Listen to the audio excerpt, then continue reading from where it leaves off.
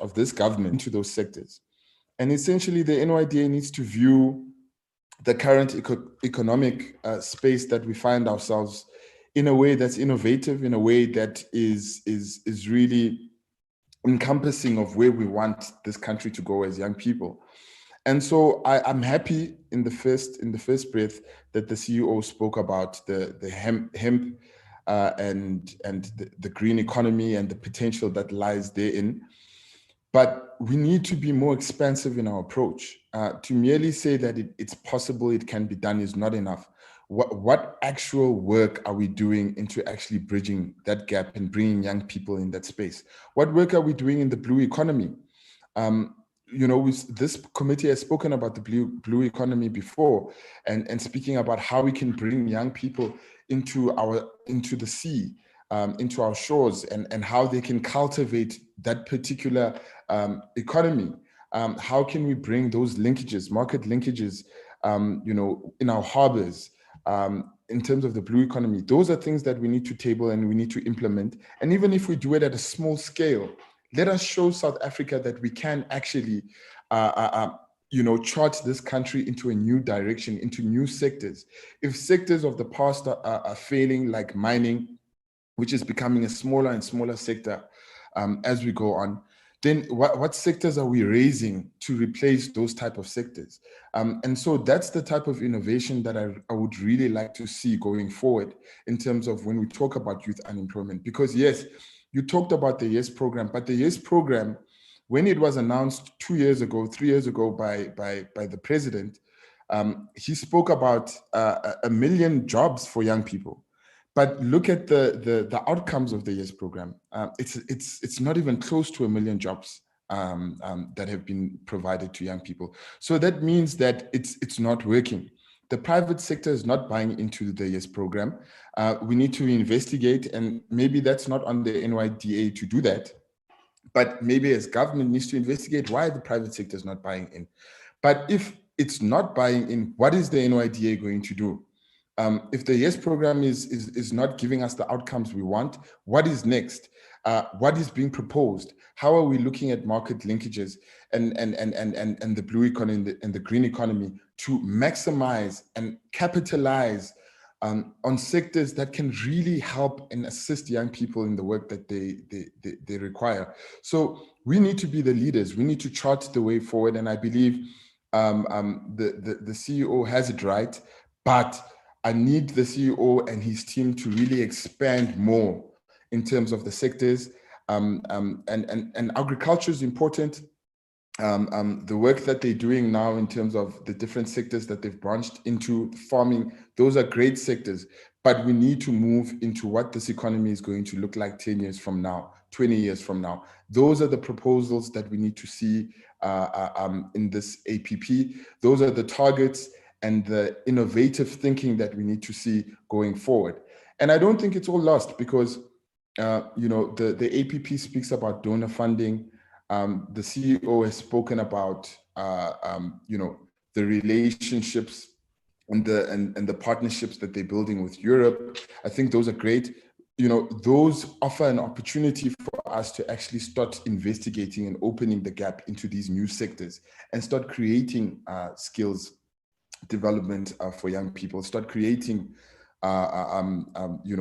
those opportunities for young people. And then just lastly on the entrepreneurship, Chair, is to say, I think the NYDA has a great business model. I've really spent a lot of time speaking to a lot of people who work for the NYDA. I think there's a lot of great people who are passionate about youth development and youth empowerment within the NYDA in the branches, people who are really incredibly invested to this process. Shout out to the coordinator in Witbank in Mpumalanga, who really was so impressive and so amazing in terms of the passion that they have for the NYDA and empowering young people.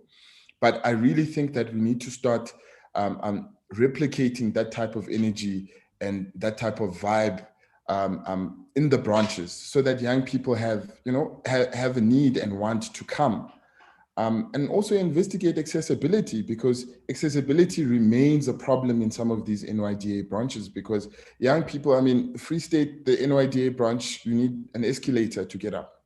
You know, what happens to people who have disabilities? And so these are things that really need to be investigated, so that when we talk about the NYDA, we talk about an inclusive youth development agency that values the need for persons with disabilities and involving them in their programs, and adding them and seeing them as viable and important, but also recognizes that young people are also faced with the gender-based violence scourge in this country, and that the development agency is not necessarily going to stop it, but they can contribute in the fight against it by ensuring that the capacity that they have on the ground can be used to actually fight those issues. And this is where the department comes in. That's why the relationship becomes fundamentally important in that regard. Chair, I just have one more thing, but I'll come back after everybody else if there's still time. Thank you.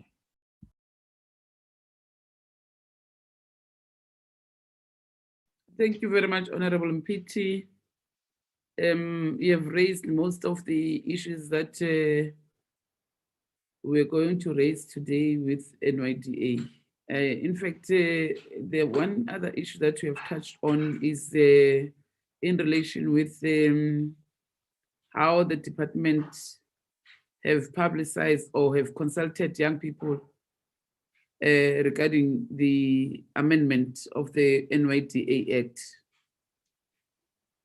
I think if those consultations were not done enough, the department need to do it, because I remember even yesterday I did mention in the portfolio committee meeting that we were at Mtwalume, and there were many youth organizations who were with us when we were dealing with the GBVF cases there, and they were not even aware of any bill that is trying to amend the Act of NYDA.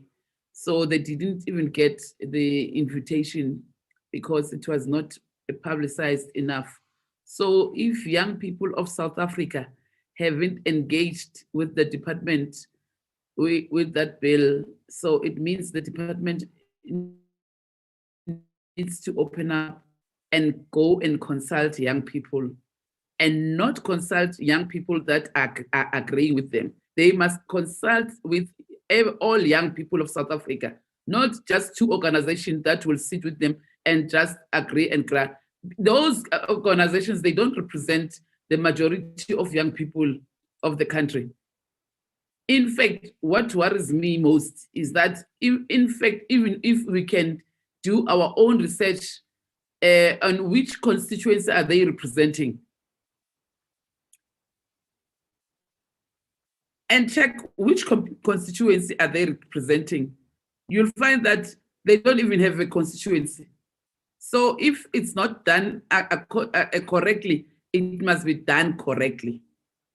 And I agree with you, and will support it as the portfolio committee, that they must also use the branches of the NYDA to publicize that that bill, so that young people of South Africa, NYDA, I think you've got offices in all 9 provinces, most.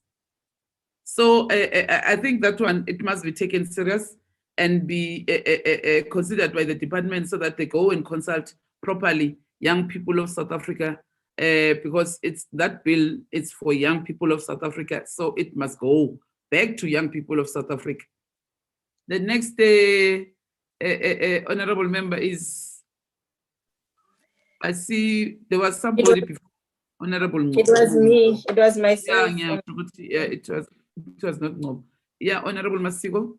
Thank you very much, Honorable Chairperson, and greetings to yourself, colleagues, and the members of the NYDA. Chairperson, most of the issues have been covered by the members before me, but I think before one actually proceeds in terms of the engagement, I would like to actually pass a word of appreciation, Honorable Chairperson, for the work that the NYDA has done under the conditions. Firstly, we're having the issue of COVID-19, and secondly, we're having an absence of a board. But we know that in the absence of the board, work has been going on, and young people, have been reached through many programs that the NYDA has implemented. The first issue, Chairperson, that one would like to speak on is the issue regarding the adjusted target for the job creation, which is on sub-program 2, speaking to decent employment through the jobs program. We know that in the beginning of the presentation, CEO spoke at length with regards to youth unemployment, which to us is the greatest concern, not only to us as Parliament, but generally for young people. So it's quite a concern, Chairperson, that we are seeing a decrease of about 6,000 from the projections or the targets that the National Youth Development Agency has done. In fact, for the progression for 2020 to 2025 period, we are seeing that the target has moved from 26,000 jobs created and sustained through supporting entrepreneurs and enterprises. And we are given a new projection of 20,000. So one would like to know as to why, CEO, there has been a decrease of about 6,000, given, the concerns around youth unemployment in the country. One would have liked to see a greater increase so that we are having a more wider reach and more opportunities being created for young people to secure jobs. The second target that one would like to have spoken to is the one that speaks to jobs facilitated through placements in job opportunities. We note that there is an adjustment from 23,500, but one would like to know what the adjustment is, because it's not noted, and why is there an adjustment for that one target. The other issue that one would have liked to speak to is the issue of the NYS program, where we are seeing, CEO, that continuously there is, utterances that we need to lobby partners, lobby organizations, lobby departments. And, the NYS program is not a program that has only been started recently. It dates back to the year 2000. It's been a long-standing program. And I don't think that over time we should continue to keep and lobby. Yes, there is space for growth, but for me, it is not the main, because we should have long-standing, partnerships for the NYS program, because it also gives us a greater opportunity to increase jobs for young people. So one would like to know, why are we still having to lobby organizations? Why are we still having to lobby departments to implement the NYS program? We know that we've identified employment as a key priority for government. So for me, part of lobbying is saying that we're begging government departments to provide job opportunities for young people. And actually that shouldn't be the case, a Chairperson. So secondly, with regards to the NYS program, one would like to know why or what sort of donor funding is the NYDA expecting to ensure that this program is progressing, and what is the nature? I would like to explore or hear from the NYDA what the nature of the relationship between the NYDA and the NYS initiatives implemented by the various government departments, if CEO can assist us with that. Lastly, Chairperson, I'd like to speak briefly on the issue of COVID-19 and the responses thereof by the National Youth Development Agency. We know, CEO, that in the main, a lot of youth-owned businesses have been affected for obvious reasons. With the pandemic, there's been closing down of coffee shops, internet stations and all of that, which were youth-owned, enterprises and entrepreneurship projects. young people have really been out there in the social media platforms and in other platforms saying that they've really been affected by COVID-19. One would like to really know, CEO, what have been the key lessons that the NYDA has learned, and how has that the pandemic impacted the core business of the National Youth Development Agency? More, I think needs to be done in terms of the support that needs to be given to youth-owned businesses, and therefore one would like to know how has the NYDA prepared itself in assisting the young people and their entrepreneurship and enterprises, and has this been able to be integrated within the current APP? In saying that, Chairperson, we would have liked to see some of these support that the young people have requested for translated practically into this APP, so that we're able to reach out to the youth across the country in offering assistance to their businesses that have been impacted by COVID-19. Thank you very much, Honorable Chair. Thank you very much, Honorable Masiko. I think the next honorable member is Babu Ngobo. Thank you, Chairperson. I've been covered by Honorable Mpiti, just to say that the inclusion of specific targets that speak to young persons with disabilities is welcome. But I also think that the NYDA still has a lot to do to ensure the proper inclusion of young persons with disabilities, especially in its branches. In all of the branches that we visited over the last few weeks, there are no facilities for young persons with disabilities. For instance, if a young person with a hearing problem visits a NYDA branch, they cannot be assisted because there are no sign language interpreters, and also there are no Louis Braille equipments. So if a young person with a sight problems visit the branch, they also cannot be assisted. So these are some of the things which I think that the NYDA must look into. And also, Chairperson, my question is on program. But also, Honorable Ngob, we must also consider the constraints of the budget that they have.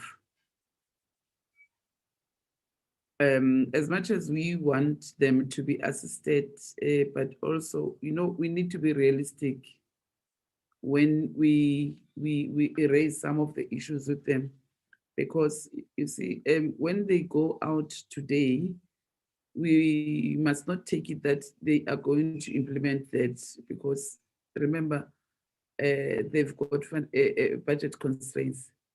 But it's good that as honorable members, we are raising these matters so that they can plan for them in the next financial year. Yes, Chairperson. So it's really something that they must look into and try and implement going forward. So my question, Chairperson, is on Program 3. I would like to know what the purpose of the 3 Youth Status Outlook report is. Thank you. Yeah, Mpiti namhlanje ukuthathele zonke ze-disabilities. I know you have passion on disability issues. Honorable Sheriff. Thank you very much, Chairperson. Good morning to you.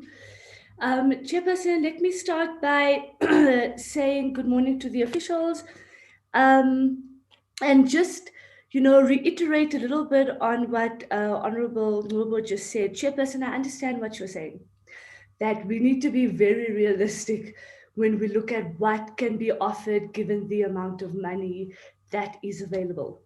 Having said that, Chairperson, if the NYDA does not prioritize things like Braille or sign language or allowing access for young people with disabilities, then we're in 2021, Chairperson. We're going to get to 2025, 2030, and we're still going to have the same arguments on lack of money versus the amount of services we give.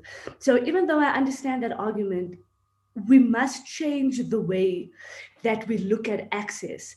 And working as a recommendation, perhaps branches need to work with the blind and deaf societies within their provinces and within their municipalities and find a way to include staff members that is able to do sign language in the branch so that it's accessible. So number one, not only are you creating jobs for young people with disabilities, but you're also allowing better access. Chairperson, there's no point in having an NYDA that only looks after the interest of able-bodied persons. It's not inclusive at all. It's exclusive.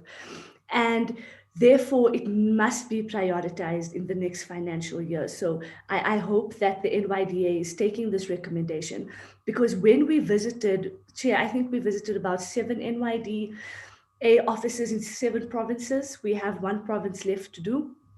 And in every single branch, there was a lack of access for young people with disabilities.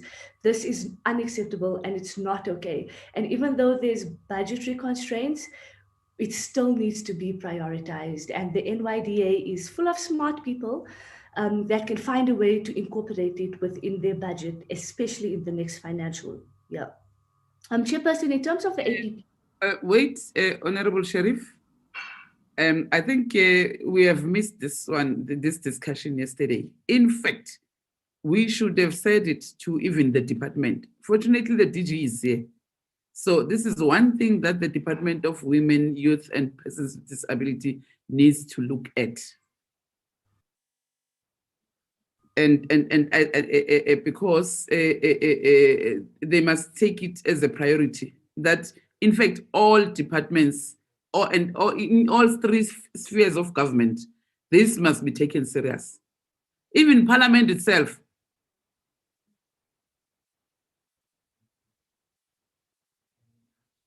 You know, because when you look at the website, yes, the Parliament, does it accommodate people who have all those challenges?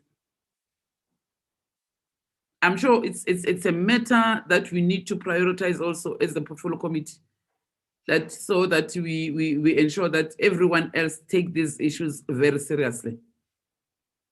It's good that Honorable Ngobo has raised it today, and firstly with the NYDA, but I think the department must take this, and also we must also look at how Parliament is addressing issues of people with disability. Thanks, Honorable Sheriff. Thank you, Chairperson. I agree. Perhaps the department can put together a regulatory framework to look at managing access to persons with disabilities. On that note, Chairperson, when I became an MP, everybody got business cards. And I inquired what it would take to get my business card brailled. So at the back of the business card, you have a brailled version. So anybody in my constituency who may have difficulty seeing and use Braille will be able to contact me as a member of Parliament. But even this request came as a strange request because a lot of people, you know, they've never done it before. So there are mechanisms I think that government can look at to ensure that accessibility and inclusiveness happens effectively and efficiently. Chairperson, let me get to the APP. So I looked at the targets and just say general comments is that there is a lot of lack of information, if I can put it that way, where the NYDA speaks about adjustments, but they don't really explain it in full detail. And this goes for program 1, 2, and 3. And so I think that's something that the NYDA needs to take note of. Specifically looking at the lack of indicators relating to irregular expenditure, corporate governance, disciplinary cases, and turnaround times is missing in the APP. And Chairperson, this is exactly the same issue we had with the department yesterday, with the National Council of Gender-Based Violence as an example. If you do not have it in your APP, how do we monitor and do oversight on those targets? And for example, disciplinary cases and turnaround time, let alone irregular expenditure, is important targets in order for oversight to happen. And without these specific targets, there's nothing to base our observations on. So this is just another note to the NYDA to look at making smarter targets that are more specific, more clear defined, and easier to do oversight on. So that is important. I also want to find out from the NYDA when they speak about the lack of capacity to fulfill the mandate and how they feel would be the best way forward in order to reach these targets, given that they may not have full capacity or skills within the NYDA, which I suppose will come back to the staff component as well as the vacancies. And maybe the CEO can just, give us more information on what specific skills they have amended for their vacancies so that they are sure to hire people with the requisite skills, or else we're going to find the NYDA, like the department, full of consultants and officials who also work there. Chairperson, I want to reiterate the misalignment between the department, the presidency, youth desk and initiatives, and the NYDA. There has to be synergy. There has to be synergy. It's crazy to think that there are government departments working on young people and they are working in silos. There has to be more collaboration so that we don't reinvent the wheel, or we don't redo what other departments and other organizations are doing. This is example, the Sanitary Dignity Program or the Yes for Youth initiative. So there has to be more of a alignment between that. And having said that, perhaps it would be a good idea to get the youth desk, or I'm not sure what they're called, in the presidency to come and speak to us and tell us what exactly they do, who they are, what is their mandate, because as far as I'm aware, the only government organizations that deal with young people would be the department and the NYDA. So there must be some more information for the committee so that we are able to give recommendations on how everybody should work together. Chairperson, and then I just wanted to find out, on the 23rd of February this year, the NYDA spoke about the cannabis and hemp industry. And they told us that their NEDLAC is currently assisting them with ensuring licensing is being done in order to open up the economy. So I just wanted to get an update on how many licenses have been distributed and what is the progress on that. And if it has not started, what is the time frame looking at that? Chairperson, in terms of visiting the NYDA oversights, Chair, oversight is so important because it shows you exactly what is happening on the ground, and we don't just rely on the word of the departments or on reports that is honestly filled with hyperbole most of the time. So it's very important to be able to go out and see what's actually happening. And let me say, I have to admit that there were some NYDA branches that I was very, very much happy about, especially the one that in Middelburg, that Honorable Mpiti mentioned. The infrastructure is great. The staff is great. I think it was probably the best NYDA office that we had visited. They had proper streamlining. Everything was working properly as far as we can see. We then went to other NYDA offices and they're struggling completely. The one in the Eastern Cape was a mess. It was an absolute mess. The one in Johannesburg, we didn't even get to go inside because we were told that they had left early because of load shedding.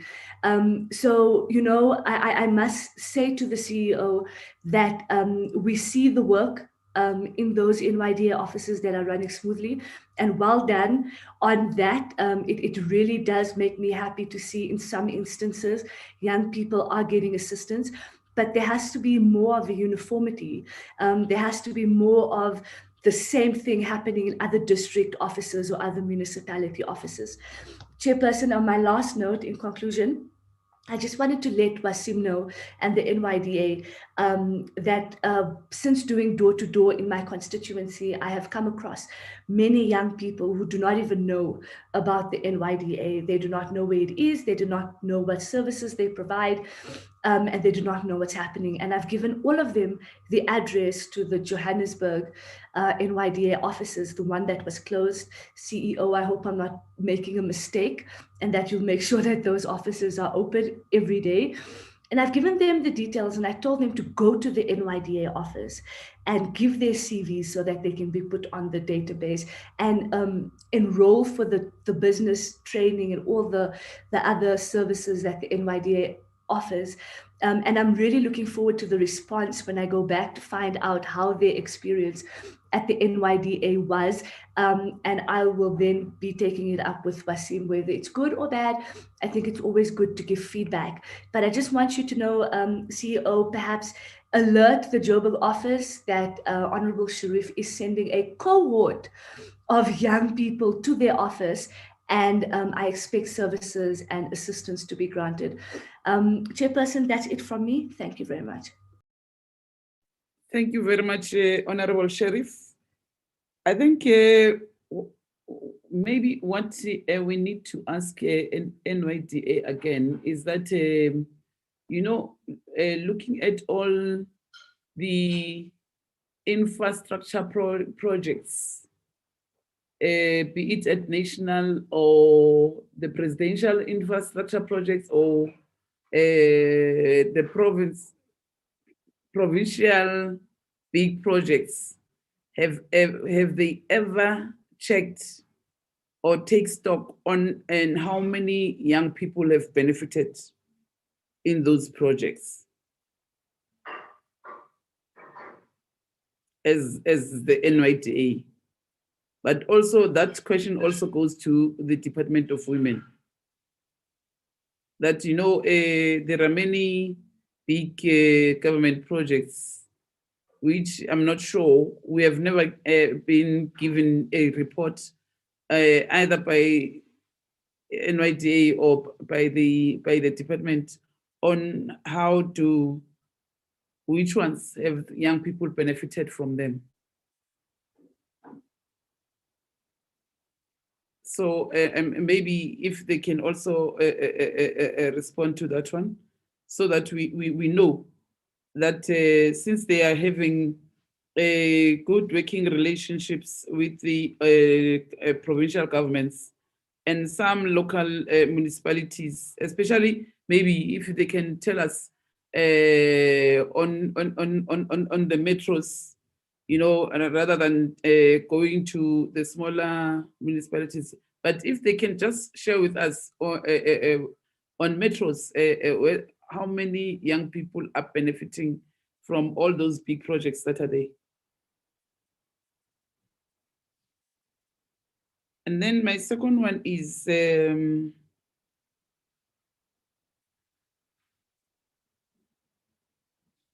how is NYDA and the department participating in youth missionary meetings?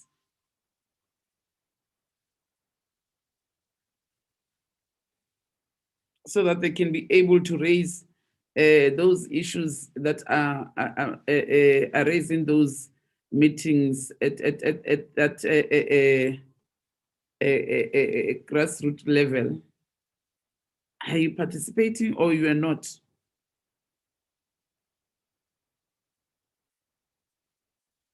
That one goes to both the department and NYDA. I think the last member was Honorable Mkweba. No, thank you very much, Chair. And good morning, honorable members and the NYDA. Let me welcome the presentation, Honorable Chair, and with a comment that to the NYDA that the structure of the APP has improved, but however the budget reporting, Chair, must be standardized.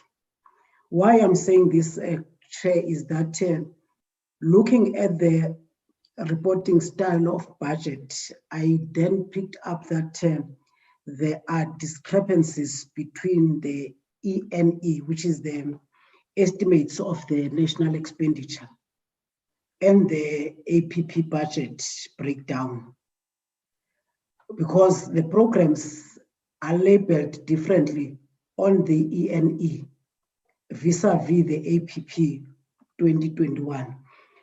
For example, there is a slide when the ENE, the administration of 2021, they've returned 131 million. However, in the APP, it's 141.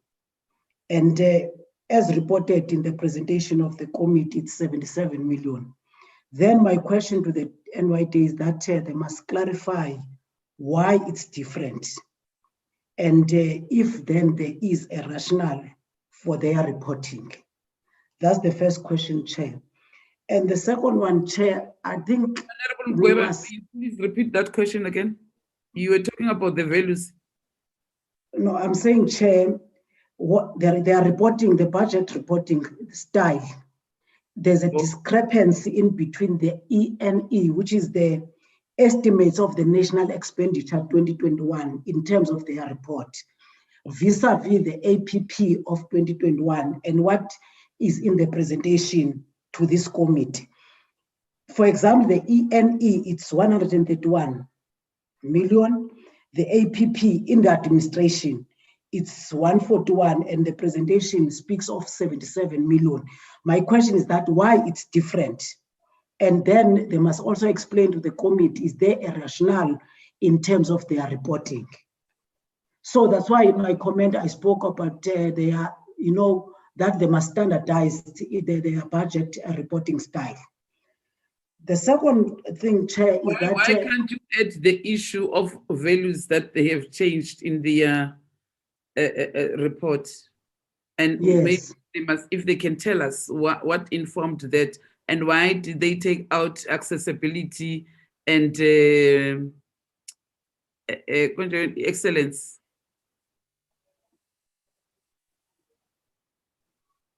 Can you also add that one? No, that's why, Chair, they must explain why there is different, the APP and the ENE, and what has been presented to us. They must explain to the committee. And the second one, Chair, I think all of us must agree that there's high unemployment rate of our youth in the country, and our youth not having opportunities.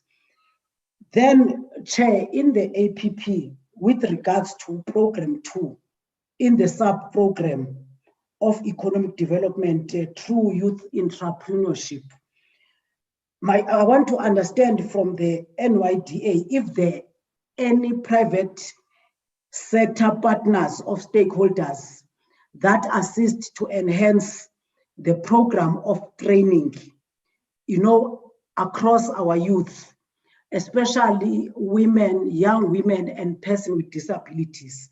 And then they must also explain if then those partnerships within the private sector will be able to mainstream young people to internship, because my understanding is that internships and will always help young people in terms of skills development, and also give them opportunities in terms of getting jobs, and so that we must always close gaps of unemployment in our country, especially the percentage that the CEO has explained that the population of this country, 36% are young people.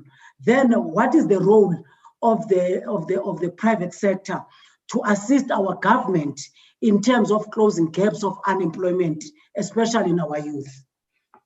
The third issue, Chair, is that on the grant funding. My question to the NYDA is very simple, that can they be able to explain to the committee of how many new beneficiaries that benefited from the grant funding provincially, particularly young women and persons with disabilities? Because my understanding is that every time there must be a measurable number of young people getting access to this grant, to the grant funding. And maybe they must also explain if the NYDA assess the impact thereof. And the last question, Chair, is on the vacancies, the presentation of vacancies. Can the NYDA explain if the budget that they presented to this committee also account for the vacancies as well? Thank you, Chair. Yeah, thank you, Honorable Mkweba. I forgot what I wanted to raise, but it's fine. Coming to the issue of persons with disabilities, young people with disabilities, there's an organization called DEFSA, CEO and DG. I'm sure both the department and NYDA, I'm sure you need to form partnership with that organization, because it's a long standing organization. It's a credible organization that has been there for years. And whilst honorable members have been asking about NYDA offices lacking access for disabled people, maybe if you can also establish or form a partnership with them, they can be also very assisting to yourselves, so that they can be able, and maybe even if you have those programs that you are having, and trying to find other young people who are living with disability challenges, I think they can be also helpful, so that you cannot be wanting something that you don't know, people that you don't know where are they. This organization can also help you. Maybe you need to consider that also. Okay. Sorry, Chairperson. Okay, Honorable Sharif. Thank you, Chair. Chair, I hope you're not talking about Disabled People of South Africa. Are you talking about that organization? Yes, sir. Is it not Disabled People of South Africa? The reason why I'm raising this, Chairperson, is because we went to Limpopo on oversight, and we went to the Disabled People of South Africa because they had received one of the BMWs from the GBVF initiative. And when we went to this organization, firstly, the office listed on their website is literally a shed in the back of a lawyer's firm. It was completely closed down. We then had to phone around many people to finally get where they had moved. They had then moved to an old age home, and there was nobody at the office. There was nobody at the office, Chairperson. It was locked completely. So number one, we couldn't do oversight and make sure that the BMW is being used as it's supposed to. What is the name of that organization?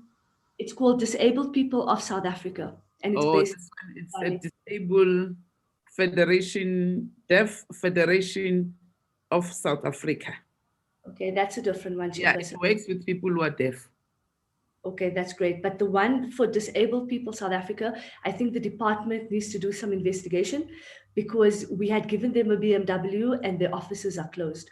Unacceptable. And if we're going to be partnering up with NGOs and organizations, there has to be monitoring and evaluation being done to ensure that the resources are going to where they have to be used. Yeah. It was very disappointing. There are many.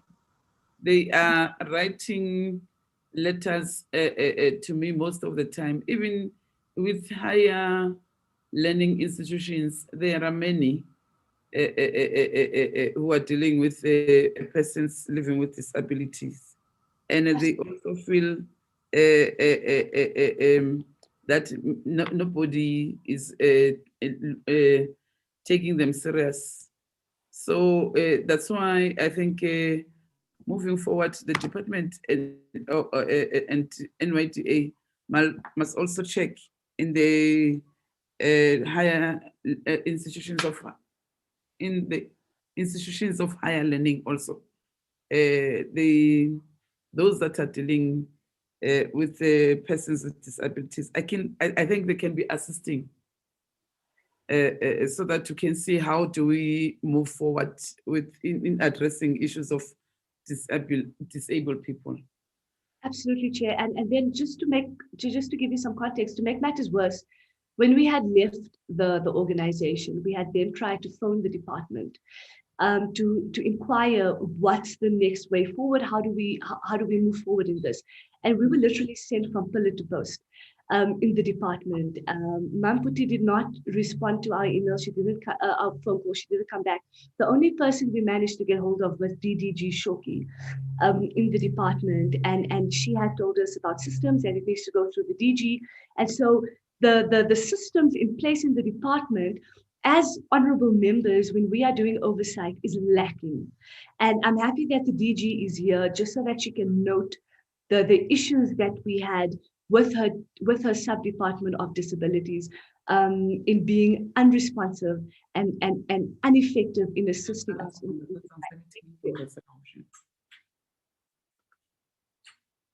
Yeah, thanks, Honorable Sheriff. I'm sure you should have raised the whole report on it so that DG can take note of the things that you have raised in relation to that. Ne?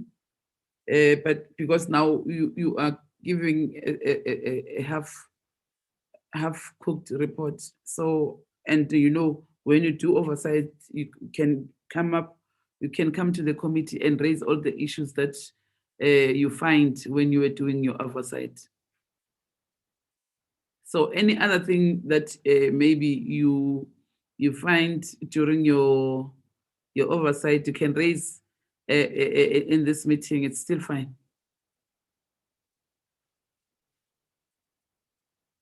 Yeah, okay. Over to you, CEO. Thank you, Chair. Okay, thank you to you, Chair, and to all honorable members for I think really the very supportive and illustrative questions that you've asked us. Yeah. So I'll just carry on, and I wanted to present the vacancies to you. So currently, total 470 employees on the structure, 436 filled, 34 vacant. Vacancies mainly in branches, 9 branch administrators, 7 officers, 5 business development officers, 4 trainers, 4 specialists. I heard Honorable MPP talk about the managers. I am happy to say that we filled all of the regional manager posts now. We had to move away from branch managers. It was becoming unaffordable on the structure. So we now have 9 provincial managers or 9 regional managers. The only one that has not been appointed is the Northwest. So that should be finalized by this month before the end of May. Yeah. So I thought I'll start at the vacancy rate. And then I'll start going through all of the questions. Right. So Honorable Masondo spoke about the disaggregation of funds. I think most certainly our funds are disaggregated fairly between provinces. There is a slightly higher allocation for more economically active provinces, and then a slightly lower allocation for the Northern Cape, which I'm sure our colleagues know has a very low population, but also quite a small level of economic activity. But generally, there's a fair disaggregation of funds across all provinces in the organization. Honorable Masondo also asked about the production of a disability report. I think what we're trying to suggest is the NYD, and what we're trying to get across in the APP is that given the commentary that this committee has provided to us over time, we would like more intrinsic focus on disability. So outside of our normal reporting cycles, we want to produce a specific report on everything we've done for the disability community, particularly young people with disabilities. And that's why we've elevated it to the level of the annual performance plan. Honorable Flongo asked about persons with disabilities that were funded through the 1,000 businesses. 42 of the 1,000 businesses, representing about 4%, was businesses with people living with disabilities. Honorable Flongo also asked about private sector stakeholders that would be part of the plans for the year. And let me say, the NYD is always open to partnership with the private sector. And we are seeing more support from the private sector. Yesterday, I was on a call with McCain, the food company, who have major operations in Mpumalanga and Delmas. And they're unable to fill some of their posts in their organization because they don't have enough skills, and they're willing to fund skills programs for young people. I mean, in this committee, we've reported partnerships with Coca-Cola, with the big banks before. So there's a great deal of willingness from the private sector. It's finding the framework and the legislation to be able to partner with them. But I do sense a lot of private sector willingness to be able to partner with the NYDA and with broader government as well. Then, in terms of what we're looking for from the provincial government and the Presidential Youth Employment Intervention as it relates to fundraising, is particularly provincial government, we feel that we have a good model for dispersing funding to young people, right? But almost every year, our available funding exceeds the number of applications that we have, right? And what we want provincial government, we don't want them to set up new funds. We just want them to contribute into the NYDA's youth fund, so that, and we don't charge any administrative costs. So the staff already exists for it. There's no additional administration that needs to be incurred. Most of that money is going directly to young people. We've already got a few good relationships. Mpumalanga has been giving us money for a number of years. The Free State provincial government, KwaZulu-Natal, has been giving us money. So it's just increasing those allocations as much as possible. On the Presidential Youth Employment Intervention, I'm going to come back on Buslongo when I answer Honorable Masiko's question, because I think I want to give proper context to the money that we're trying to raise from the National Treasury, particularly as it relates to the Presidential Youth Employment Intervention. To move to Honorable Maluleke's question, the Sanitary Dignity Program in partnership with the department. I'll be honest to say we do not currently support the department in the rollout of the Sanitary Dignity Program. We have very small scale activities at sanitary dignity level. We understand that function lies in the department, but I will have a conversation with DG and the youth desk about how we could better support that program. Yeah. In respect of existing versus return beneficiaries, so out of the 1,100 that CEO. Yes, Chair. By the way, maybe you are not aware that we're having hearings with all the provincial government. Ne? I was not aware of that, Chair. Regarding that rolling out of sanitary dignity packs. So I think DG, because it's here, and DDD Shoki was part of those hearings. Yeah, would like you to have a meeting with them so that they can brief you on the decisions that we have taken, and so that you can be able as NYDA on how then do you advocate on behalf of young people and young people living with disability, young women to benefit in that program, especially because most of the contracts are expiring this year. And some of the tenders will be advertised this year, and some are expiring in next year early.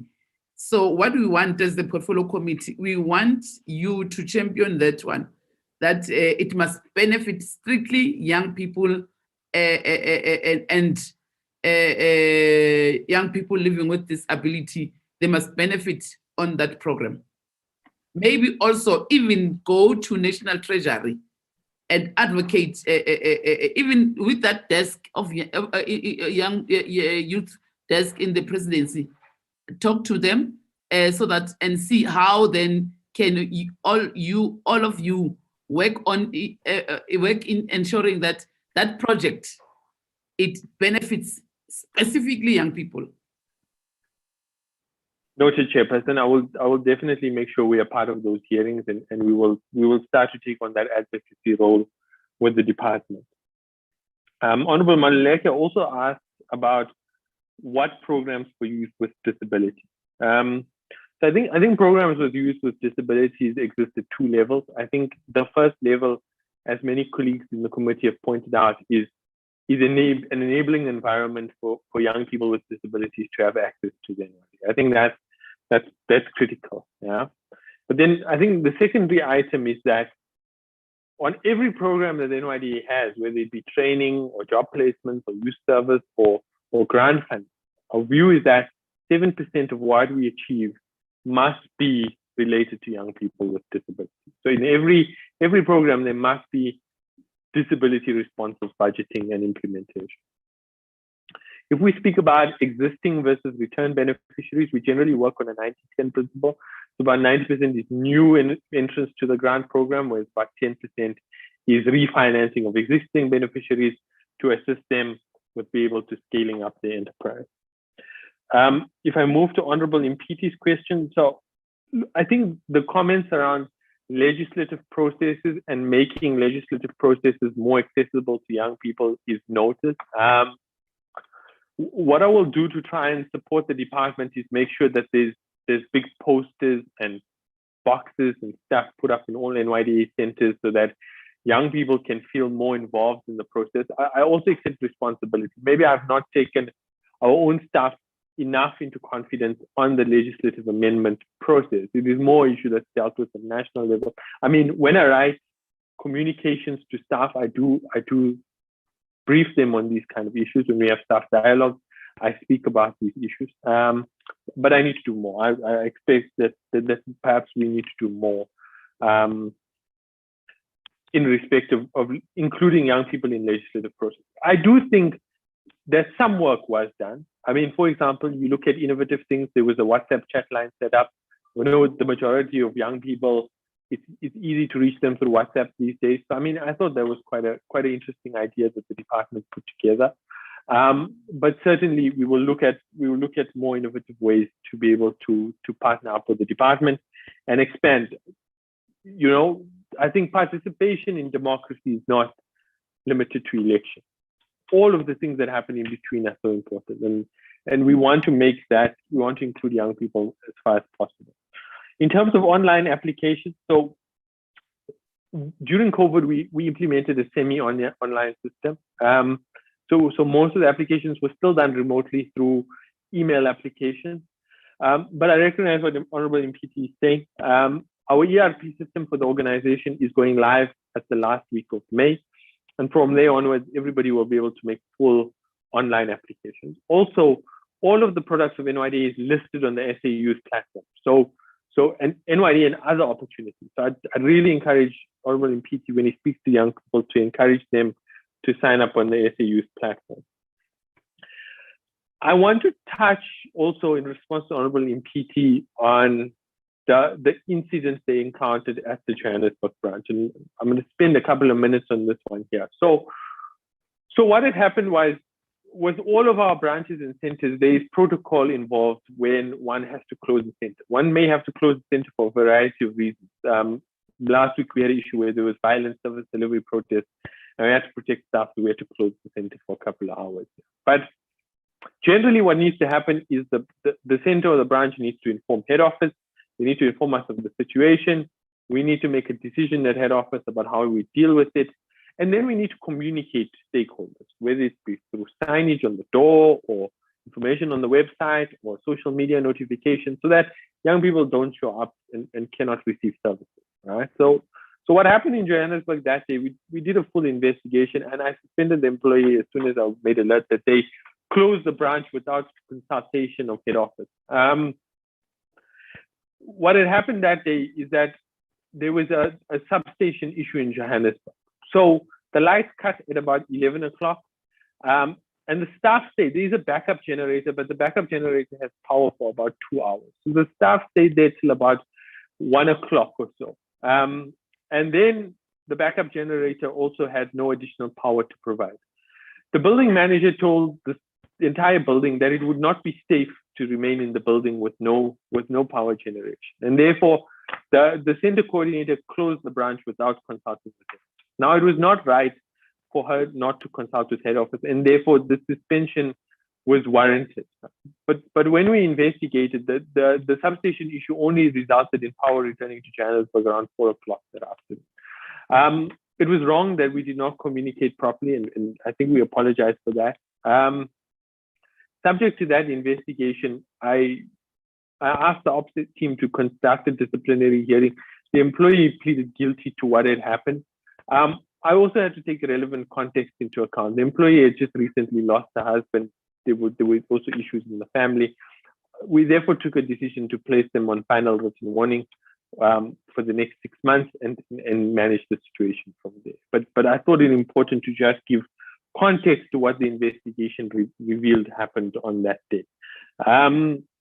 The vacancy rate I've spoken about, and I think Honorable MPT's question around infrastructure is noted.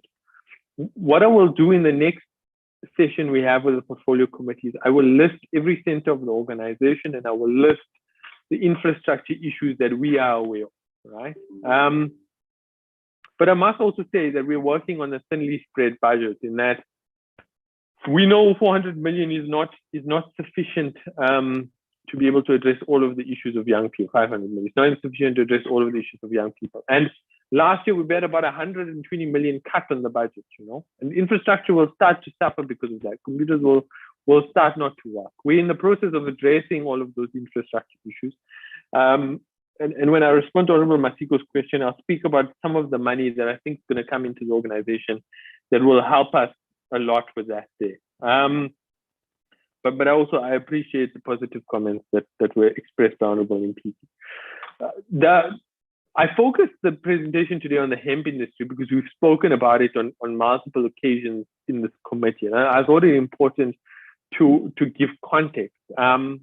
But if I take committee members back to the first slide that I presented regarding the overarching economic recovery in the country, I think the president and the cabinet are really focused on reindustrialization, right? So there's a master plan for hemp and cannabis, but there's also master plans for other important sectors, right? The automotive industry, the agriculture industry, the blue economy, like Honorable MP mentioned. So I mean, I'm happy to from my perspective, where I sit in government, to come and assist committee members with master plans, or to ask my colleagues in government to come and present to the committee whatever information you require around that.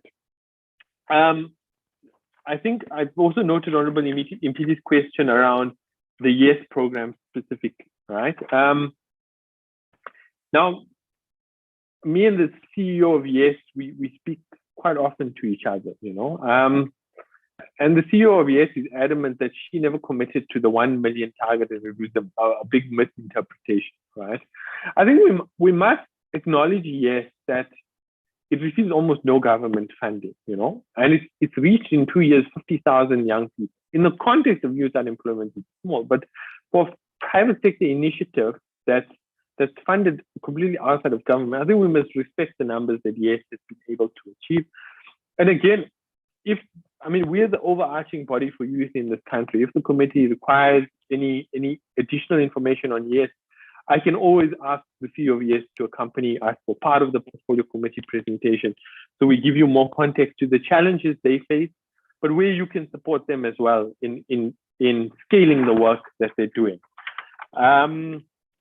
If I move to Honorable Masiko's question, so I think this is where I want to focus a bit more on the presidential youth employment intervention. So I note the decrease on the APP, and I think what we need to expect is that COVID gave a heavy shock to the economy, right? Now, that heavy shock has necessitated in some cuts to the budget, right? And I expressed the views about the issues of cuts to the higher education budget. I mean, you look at basic education, for example. Basic education can't hire new teachers this year, which is such an important absorption capacity, but the cuts are huge.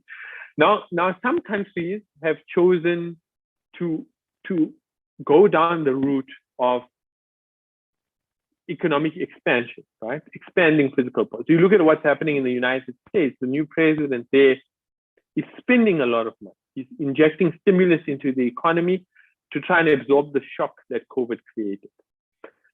South Africa spent money during COVID-19, but looking forward, we're going into austerity, which means we're spending less money. And that seems the economic path that we're going to go down to. Now, I'm sure portfolio committee members and parliamentarians in general will engage the Minister of Finance on the economic policy path that this country has taken. But I thought it important to give that context. So some of our targets are affected. We've tried to cut as little as possible, but we are affected. It's all not negative, though, because part of what was in the budget speech was an 11 billion rand stimulus to the economy, particularly for employment. Now, within that stimulus, NYDA, through our department, has made submissions for two things. One is a large-scale expansion of the National Youth Service Program, a paid youth service program for 50,000 participants.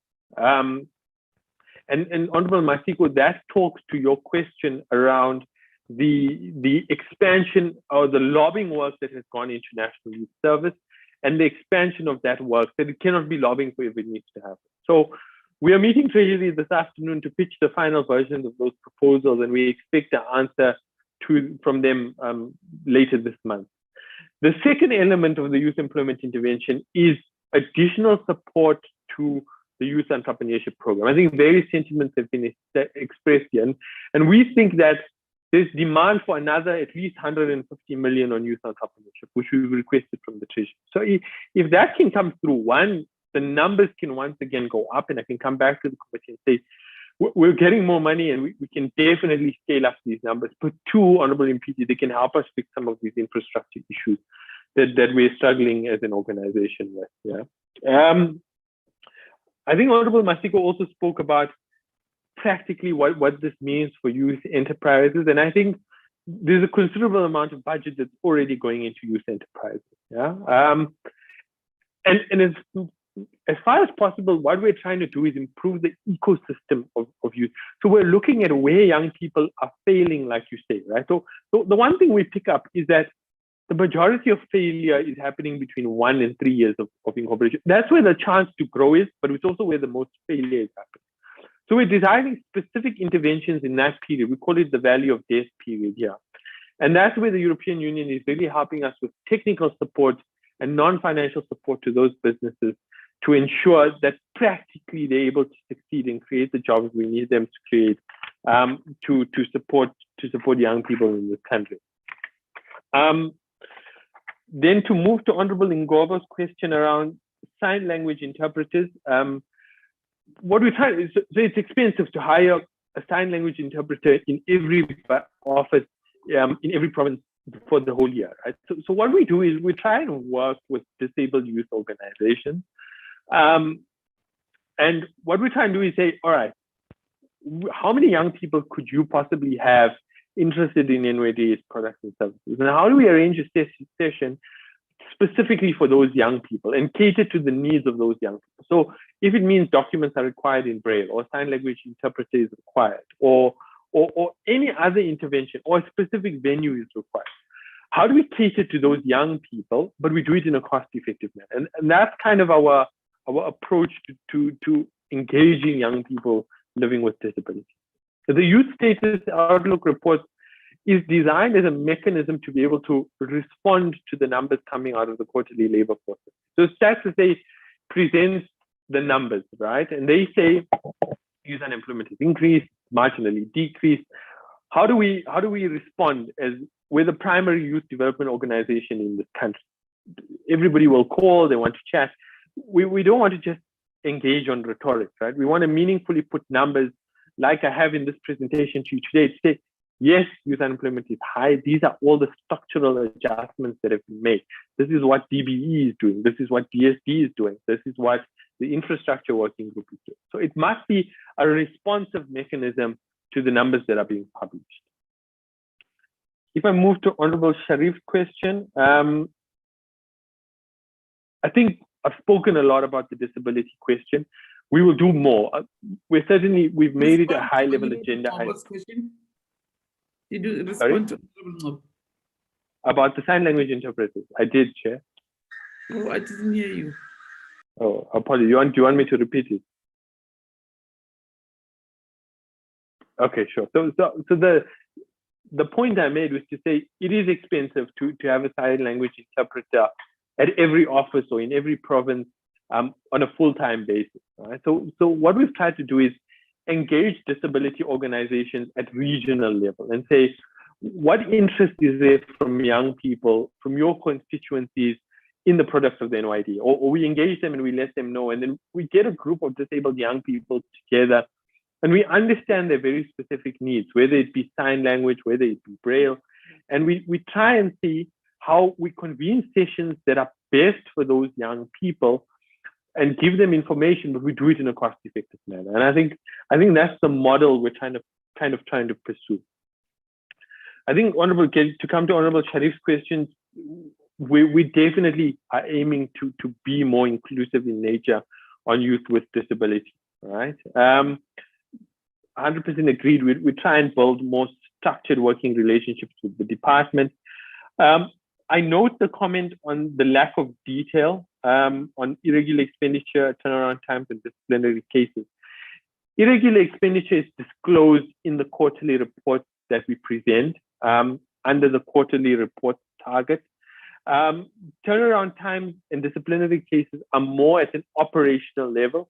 However, if the committee is strongly of the view that we should escalate them to APP level, I'm happy to do that, but I'm also happy to report the operational targets on a quarterly basis in respect of the matters that Honorable Sharif has mentioned in this meeting today. Lack of capacity to fulfill mandates. It's an interesting question, Chairperson and Honorable Sharif. I think we must think creatively and innovatively as government, right? We are in a financial hole as this country, right? So I'm not going to get 500 extra posts in the NYDA structure. Even if I get another R1 billion, that money must not cost administratively a lot of money. It must not cost new posts in government, right? So we have to think innovatively about how we do it. We have to scale through technology rather than continuously hiring more and more people. That has to be the way. Where there's gaps, small gaps, 10, 20 posts, yeah, we can start to address that. But I think we have to think about capacity. Do I think there's support from that? Definitely so. I think that the presidency and the department are providing considerable support to the NYD. And I think we could enter a new era of youth development if that support can be retained at least until the end of this administration. Consultants, we don't make use of consultants in NYD. Everything is done inside the organization, and we have very little to no reliance on consultants. Misalignment. So there is not a youth desk in the presidency. The youth branch exists in the department. What exists in the presidency is a project management office which deals with ease of doing business, which deals with the presidential youth employment intervention, and which deals with infrastructure, and now Operation Vulindlela as well. And that is the role. Myself and those colleagues and the department, we have a close working relationship with each other. So if the portfolio committee at any stage wants them to come and present, it is very easy for us to be able to convene them. And then, Honorable Sharif, I also look forward to your constituencies visiting the NYD office. But I also want to say that for those who cannot afford sometimes to visit the NYD offices, that is why the SA Youth platform, you don't have to drop off your CV anymore, right? You can create a profile for yourself on SA Youth. You can create a CV for yourself on the SA Youth platform. And that's the beauty. It costs young people nothing to be able to do that. And they now have a link to NYD offices, but also so many other government services through SA Youth. Chair, to move to your questions, infrastructure, I'll definitely have a conversation with the head of the infrastructure office. And like I presented today, what is being achieved in different departments. We also try and present what the infrastructure working group is achieving specifically as it relates to young people, young women, and young people with disabilities. I'll definitely engage DEFTA as you've requested to be able to understand how we can support them and how they can support our disability strategy. Then to move to Honorable Mgweba's question, I've noted the question on the improvement of the budget or that they require standardization. I'll try and give some context, and then the CFO is probably a better place than me to respond. But you might be seeing the differences because Treasury always requests the E&E to be presented inclusive of employee costs. We show the committee the spending exclusive of employee costs. So maybe it's just a case of us showing you spending inclusive of employee costs. Sometimes also the budget numbers change as new donor money comes into the organization. So when new donor money comes in, we can't go back to always adjust the APP, but we like to give the committee a better sense of where the donor. But I'll let CFO respond to that question. I think Honorable Mgweba, I've responded to the vacancies. I've also responded to the grant funding, the number of new beneficiaries versus existing beneficiaries.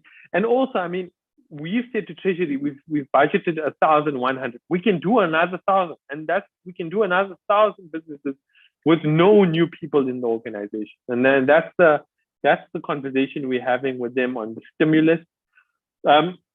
Unemployment, we hear you, Honorable Mgweba. Everything I've said today is focused on this issue of youth unemployment. And on the quarterly reports, we're going to give you comprehensive feedback on everything we're doing around youth unemployment. I think there's real scope and there's real willingness to engage young people and to make this economy work for young people. Chair, I think I've responded to all of the questions. I'll just give the CFO time.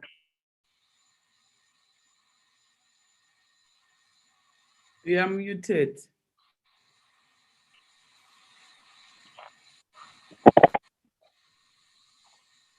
Yeah, you can speak.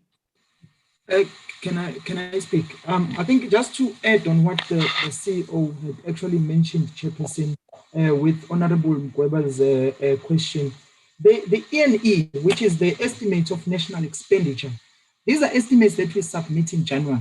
And obviously our budgeting process and finalizing of the APP only happens towards the end of February.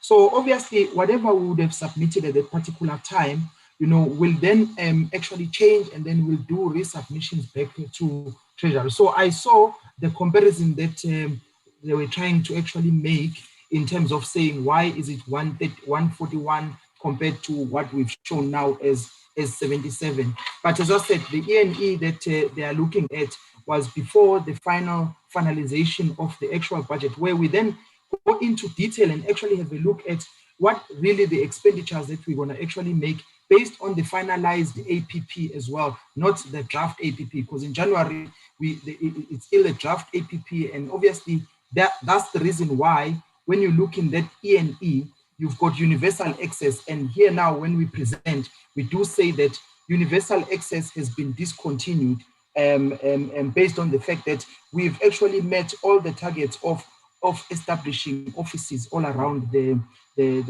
country and in the different districts. So the two are not comparable per se, because of the fact that, as I say, the one is actually presented, it was an estimate in January. Now we are presenting what we've actually done as a final budget on our side. Thanks. Okay, thank you very much, CFO. Is there any further clarity seeking question? Yes, Honorable Mpiti, Honorable Mpiti, and who?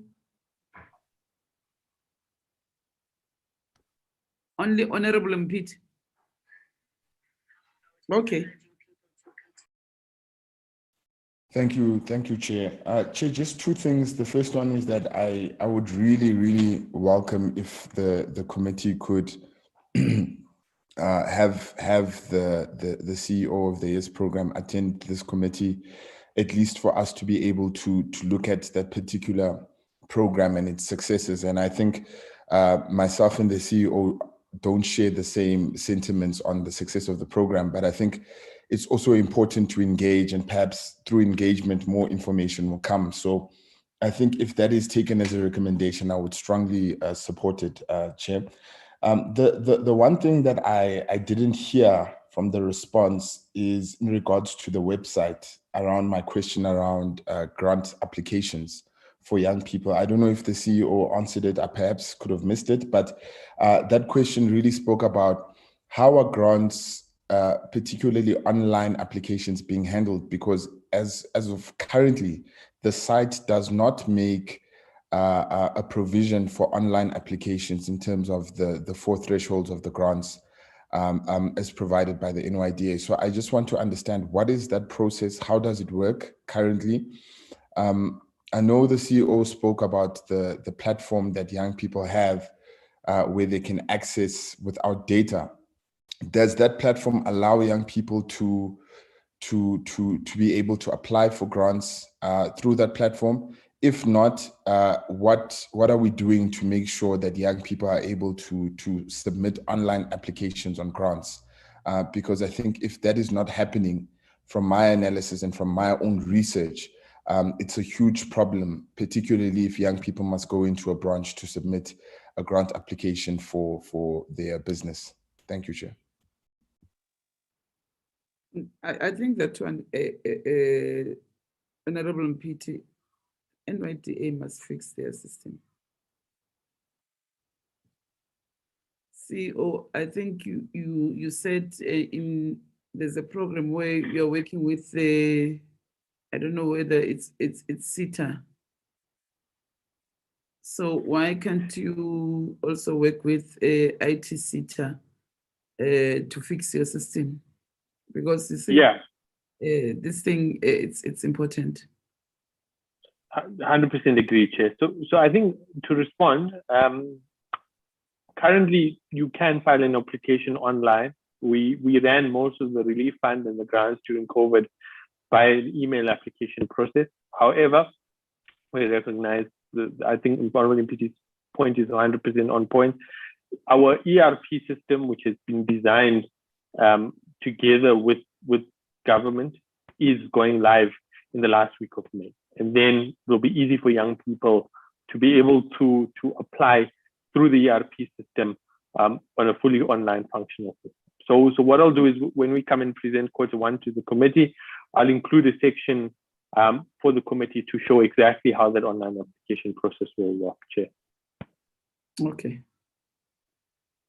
Yeah, since there are no other hands, I want to thank UCO and the DG for the Department of Women, that during the time where the Department of Basic Education were appointing young people to work as a teacher's assistant, you were very helpful in ensuring that those young people, they get paid. So thank you very much. But I think what was raised by members also in this portfolio committee was that it will be better if you look at that in the whole country rather than in one province, because when I was in touch with you, it was basically the schools that are here in Gauteng. And I think also CEO, we have done well by ensuring that that program continues until June. I've seen some of the students who told me that they've been called back again, that they'll be working until June. But what is not right in those schools is that they are not being treated with respect. Some of the teachers are not treating them with respect, and they make them feel like they are not supposed to be there. And the way they talk to them and how they allocate duties, it's also another challenge. I'm sure what you should have done is that maybe there should have been a clear job description on what is it that those young people are going to do in those schools, because those who have more qualifications, they felt intimidated. They felt that, you know what, they can't be there and be treated like as if they are nobodies or they are nothing or they are useless. So some of them, they even left that program, but some of them, they still hold on. But I think it's important that our children should be treated with respect. And another challenge was that in some of the former Model C schools, that program was not implemented. But if that program was implemented fully by all the schools, I think more young people were going to be absorbed and earning something. But because they refused to participate in that program and nobody was monitoring on what is happening in the schools. So I think it's something that also you need to take forward, so that moving forward, we know exactly there is some form of monitoring rather than just placing young people in those schools and nobody's monitoring what is happening in those schools. Thank you very much, Tichi. I see Honorable Petizent, unless maybe you forgot to lower your hand. No, Chair. Chair, I just wanted I did not hear a response to my question in regards to the NYDA amendment bill by the department in the NYDA. So I just want them to answer that question. Thank you. Oh, yeah. Gigi? Oh, Dr. Thank you, Chair. There are a few questions that have been asked that were directly linked to the department. Without wasting time, so I would like to call DDG Shoki, because DDG Shoki has to respond to the sanitary dignity program, and also the ACTU sanitary dignity program and the DPSA program, the DPSA offices in Limpopo, where honorable members had gone. But also I would like to respond to what you had suggested about DIFSA.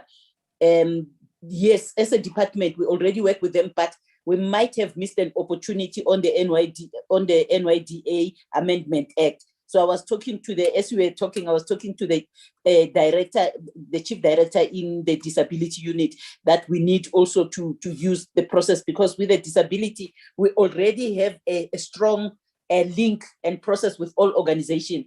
The presidential working group on disability has got 30 organizations that we work with, and even now we even though the Law Reform Commission is the one that is working on the discussion document on the rights of persons with disability bill, we are doing the consultation because we're bringing all those organizations. So we're working with DIFSA, we're working with all of them, and also with DEFSA, we're working with them on the sign language bill.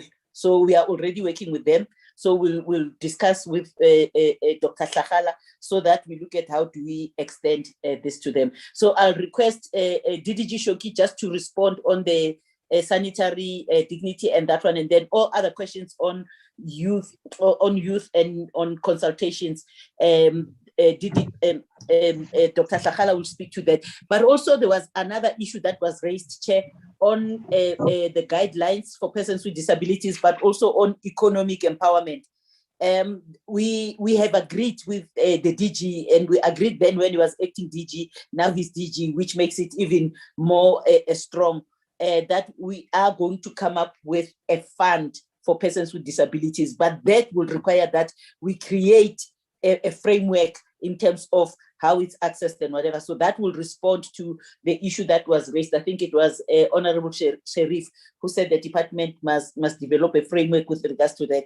But generally on the framework to mainstream persons with disability, we've already started that process. We're working on that framework.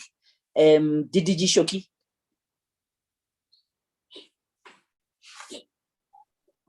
Thank you so much, DG. I will then indicate that on the issue of the economic value chain, I understand that the CEO already made a commitment and an undertaking to work with us when I listened, but we will make sure that the linkage with them really happens. We solidify it. But in the meantime, internally, we've been working and liaising through our own youth unit in the department. But now bringing them on board makes more sense, and we'll make sure that they also nominate someone to serve on the national task team that we always hold with the provinces. I'll find a way of probably getting the link of the previous sessions through YouTube, even if it means I work with some of the secretariat members there to assist us. If we can get that link and it's still active, it will assist them to go through the link and get to know exactly what are the issues. But in addition to that, we will arrange for a briefing session between the youth unit in the department and NYDA, give them a high level report back of what the issues are. But it will make sense if they can also, on their spare time, get access to the link and get a sense of exactly how issues unfolded and what are the challenges per province. So thank you for making that suggestion. And on the issue of DPSA, I have since been in contact with the Provincial Office of Social Development and raised the concern as observed by yourselves that they were not in office at that time. But I've also been informed that it's not a big office, it's a small office. And when they go out on outreach programs, and because the director is a person with a disability, she needs to have this other person who will also travel with her and drive with her. But I did request that perhaps there has to be, even if it means it's a staffing issue, probably bringing in volunteers to assist amongst the very persons with disabilities so that there's absolutely no one in the department. That matter will be dealt with by the Department of Social Development because they are an NPO in their own right, and they are funded and also monitored by the Department of Social Development. So we hope there will be improvement in that area of work, specifically around ensuring that when they are not there, there's someone that is remaining in the office. So those are the few things that I can mention around the issue of DPSA and us working together going forward with NYDA on the value chain, the economic value chain. I thought, DDD Shoki, you were going to respond to one issue that was raised by Honorable Sheriff in relation to the NGO which was given one of the cars. Yes. I may not be fully aware of what the issue is because I was not in the meeting fully, DG. Chairperson, I've been in another social cluster meeting, but I was then requested that as soon as I'm done, I join. But I'm not so sure what exactly is the issue at hand so that I can respond directly, because what I do know, there was a concern that they were there and the office was closed and there was no one. Hence, I reported that I've escalated the matter to the Department of Social Development.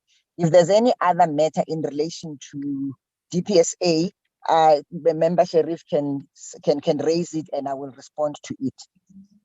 Okay. Yeah. No, just for me to intervene, Chair. Okay. That's what she's responding to. Honorable Sheriff referred to DPSA's disabled, what's that? Disabled Persons South Africa. That's the organization where they went and found no one, and they the organization that received a BMW. So DDG Shoki was responding to that. They received a BMW. Yes. I want Honorable Sharif to talk to the one NGO in, I think it's Free State, ne? Or it's KZN, Honorable Sharif, about the car issue again. Yes, Chairperson. So we had, on our oversight, we had attempted to go to all 5 places where the 5 BMWs were given out. The first one we visited was Mzamo, in KZN, where we found the BMW collecting dust in the garage. It wasn't moving, it wasn't being used. The kilometers were literally like 300 kilometers on the clock. Nothing was happening. When we reported it and spoke out about it, broke the story, if you will, the next week, Chairperson, this oversight chair, it's important. The next week, we got word that all 5 licenses of the BMW were given.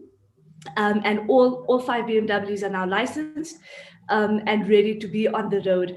We then went to the second place in Mpumalanga, and we found that NGO. It's a shelter for gender-based violence and femicide, and they had been using their BMW the entire time, even though the cars wasn't licensed. But Chairperson, what we found out, which was interesting, was because it's an electric car, the NGO spends almost double the amount of electricity that they now have to pay in terms of rates and taxes. So because they have to continuously charge the car, and she says it takes about 3 days to charge the car completely, and that gives you about 350 kilometers. Her utilities bill is higher than it's ever been. I then asked her, why doesn't she take the car to a BMW within close proximity to charge it there? And she said that the closest BMW is too far away for her to go and charge the car there at BMW. So this is an issue that we picked up in terms of the BMWs and the use of. Okay. The third BMW Chairperson we couldn't get access of because there was nobody at the office. We have one more to visit, and we haven't gone to the Gauteng one just yet. So that's the update on the BMW Chairperson. Thank you very much, Honorable Sharif. Okay. Yeah. Thank you, Member Sharif and Chairperson. The issue of the vehicles, the civil society organizations were made aware before they could accept receiving the vehicles that these are electric vehicles, that these vehicles can only travel to a range of about plus minus 250 kilometers. It is safe to park them so that you have enough energy to take it to either BMW, or they do have cables to charge those vehicles. And with BMW, we had arranged that these people must have a place where it's a lockable garage where the cable can actually be used, because it must be plugged directly on the wall. And whilst the car is safely parked, it doesn't require an extension. It won't work. In fact, it affects the vehicle. With those conditions, they agreed to receive the vehicles. The choice of the civil society organizations was done in consultation with the Department of Social Development. And it so happened, Chairperson, that Middelburg, as another place that is also a bit far-flung and disadvantaged, that shelter and victim support center, they needed the vehicle. They appreciated the fact that they were considered for the vehicle. But the nearest BMW is at Witbank and not in Middelburg. And that is not their fault, but that is how BMW is structured. The issue that it affects their electricity is something that we will have to raise and see whether, as and when they put their new business plan with the Department of Social Development, is it not possible then for them to include that as a cost on their part and request that they be funded? So that is how we have agreed to have a special session with all these provincial departments to begin to make an assessment of what are some of their challenges and what are some of the things that we are recommending, so that we see how do we take the process forward. So that's how far we've gone with the vehicles, Chairperson, and they are fully aware that this is how they're supposed to use them, purely for work-related purposes, and that's what they're being used for. It is difficult for that reason that most of these are not so much in the most rural, where they have to drive to far-flung areas and be stuck because of the amount of kilometers that they ought to travel. So I commit that we will address this, the meetings that we are formalizing in terms of a task team with social development, all 5 of them, and address some of those things that are emerging as challenges.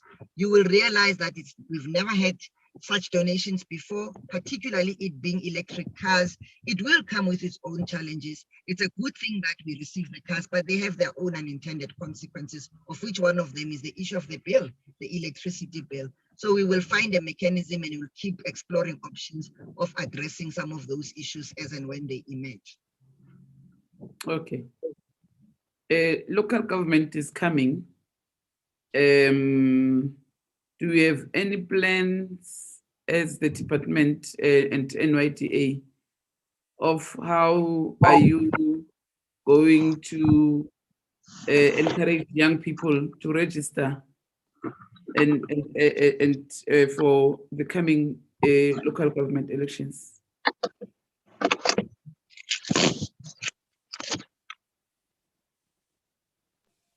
If I may be allowed, Chair, if you want, I can start. Yes, I think the CEO will speak about the program of Youth Month, whatever. But already I've had a meeting with the speaker, liaising of communication liaising officer of IEC.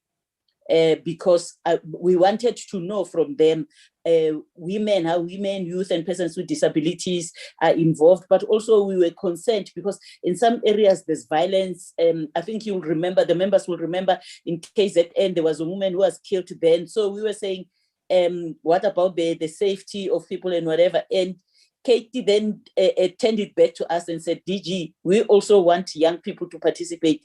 Young people do not participate.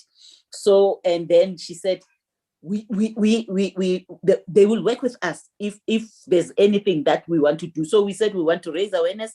So they are going to give us I think their communications officer or a person who works with young persons to be in the team of in the team that is planning the Youth Month. I had not yet discussed this with the CEO, but I had already informed the DG of DSEC because they are the ones who are coordinating this whole thing.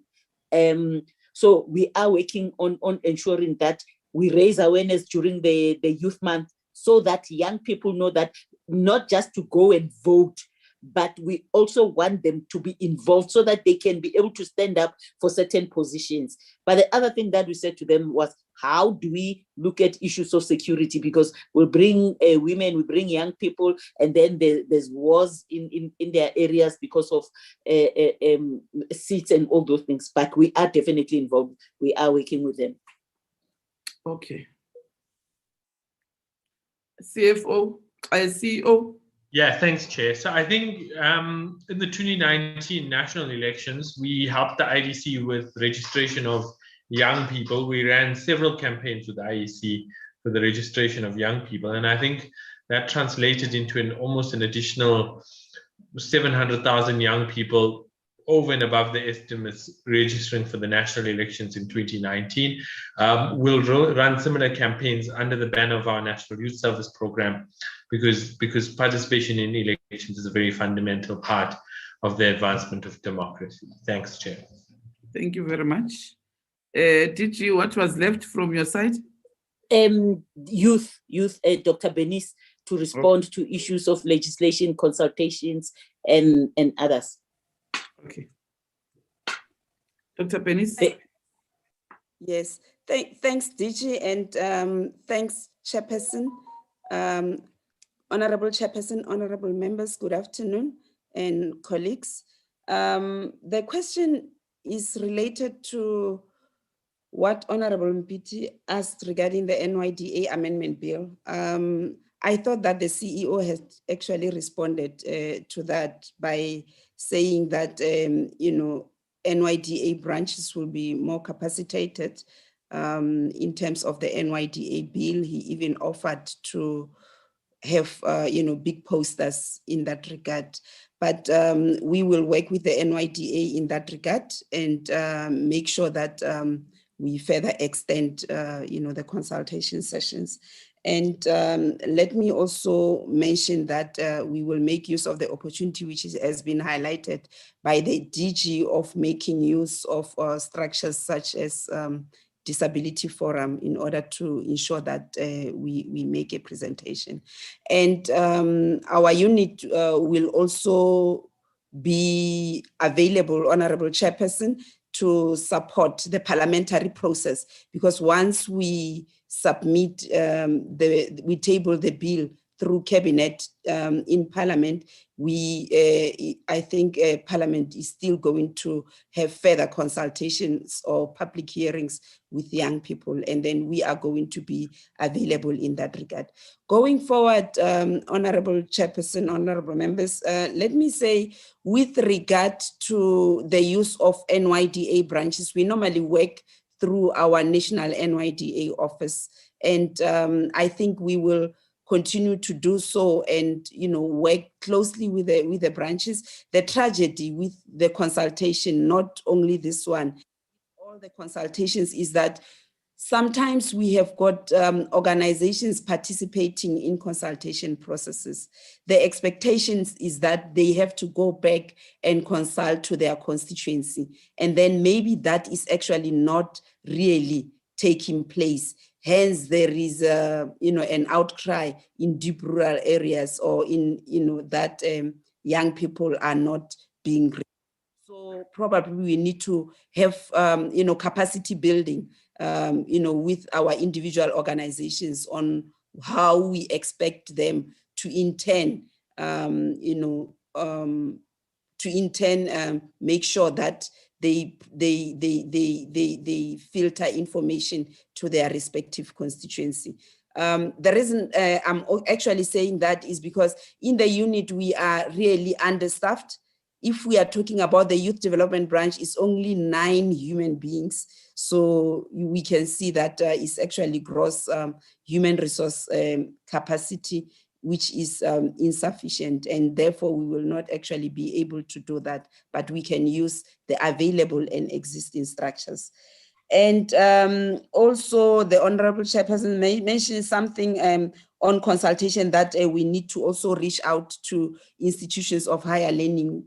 We in the youth sector, we do work with universities such as UJ, Stellenbosch, University of Venda, UNISA, but I think there is actually capacity, opportunity to improve in that regard, so that we can reach out to as many institutions of higher learning as possible. I think we have also, I think some of the questions, Chairperson, we have tried to respond to, including yesterday. And let me also say that we have made a request for the NYDA and ourselves to come and present to the Portfolio Committee on the Integrated Youth Development Strategy and the M&E framework. The M&E framework, which we have developed, also outline the coordination mechanisms. So I think that is actually critical area where we can have input of the honorable members into that specific framework. Thanks, Chairperson. Chair, if you may allow me, there are Yes, two questions please. that have been left. One, I think it was you, Chair, who spoke about the school employment. First of all, I'd like to agree with you that it needs to be extended to all schools. If it can go to all schools, it would have an impact. But also, you also referred to a clear job description and guidelines. So I just wanted to say, already as a department, we have a good relationship with DBE. We are in the process of planning to host a summit on access to education for persons with disabilities. So we can use that opportunity to talk to them about clear guidelines on what this school young people, employment of young people in school should look like. So we'll be able to work with them on that. But the second question that was asked, I don't remember, I think it was asked by Honorable Sherif, but and Honorable Masiko on our website. It's true, our website is not working. We have already procured the Microsoft licenses and whatever. However, the process was interrupted by the death of the director IT, but we've already shortlisted. We're interviewing on the 13th, which is next week, Thursday. The person will start on the 1st of June, but tomorrow we have a meeting with CETA and Microsoft so that we agree on a service level agreement with CETA so that they can assist us to migrate whatever information that is required. So I believe that the website will be working soon. Thank you very much, Chair. Thank you, DG. Honorable Sheriff, is your hand up or you forgot to lower it? No, Chair, it is up. I just wanted to speak on what DDG Choki just spoke to us about, explaining how the cars were distributed amongst provinces. I just want to get more information on why the BMWs were given to organizations that deal with people with disabilities and not gender-based violence and femicide. Thank you, Chair. Okay. Okay, thank you very much, honorable members. CEO, DG, thank you very much. We have come to the end of the part one.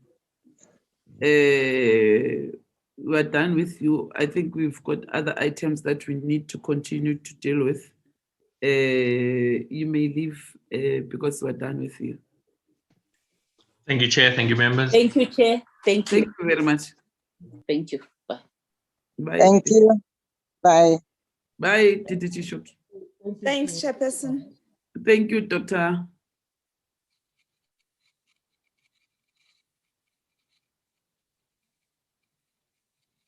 Neliswa.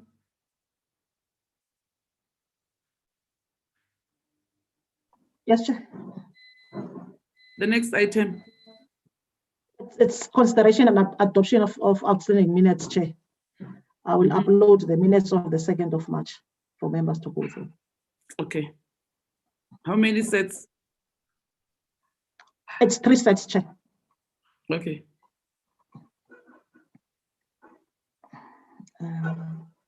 Just give me a minute.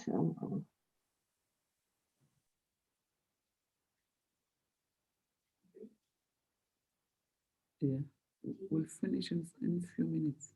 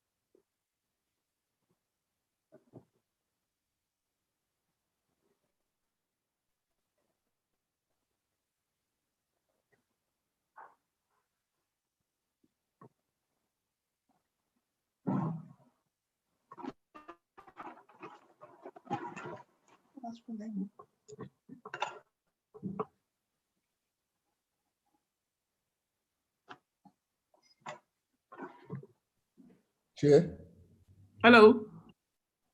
congratulations on your graduation. We're very proud of you. Well done. Thank you. Thank you, Honorable Pete. Yazi ukufunda umdala kuyahlupha. Bangene, Chair, bangene. Namanje iyangibulala into ze-research zingiphethe.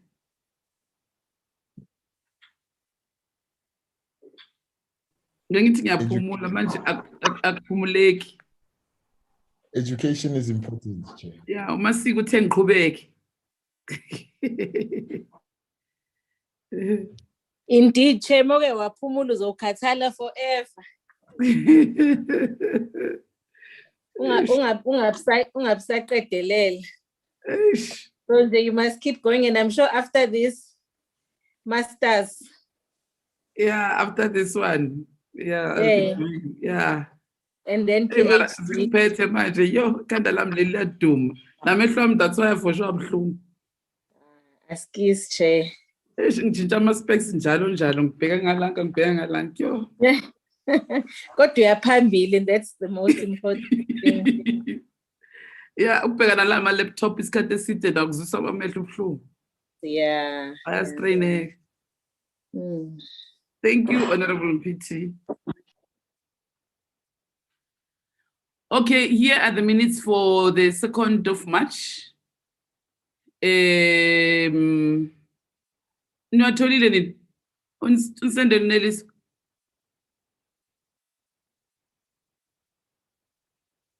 Yes, Chairman, now, Masondo now, my minutes with 3. Yeah, we're dealing with the 3rd quarter report of ECGE. 3rd quarter, yeah, yes. Yeah. Yes. Page 1.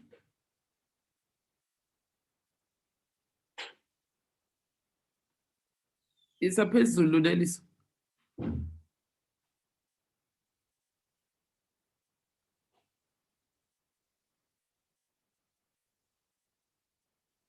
Ayindlula la kule page.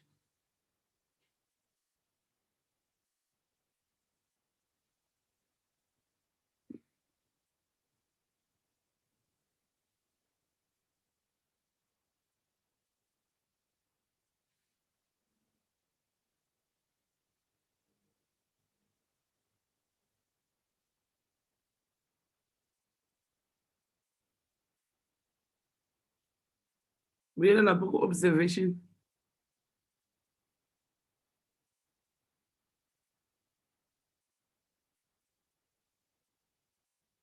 Yeah, ime lapho.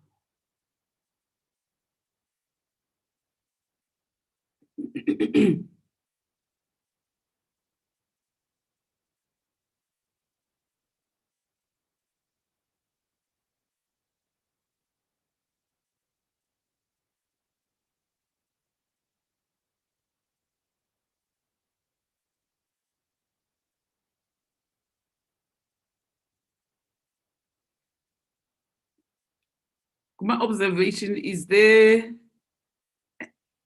any member who wants to comment?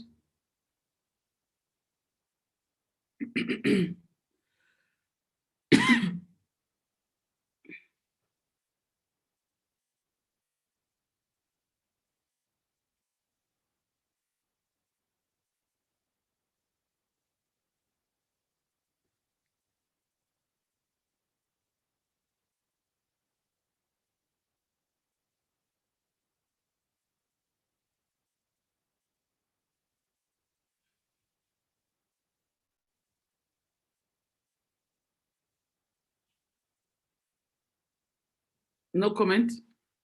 Yeah, go last page. There are resolutions.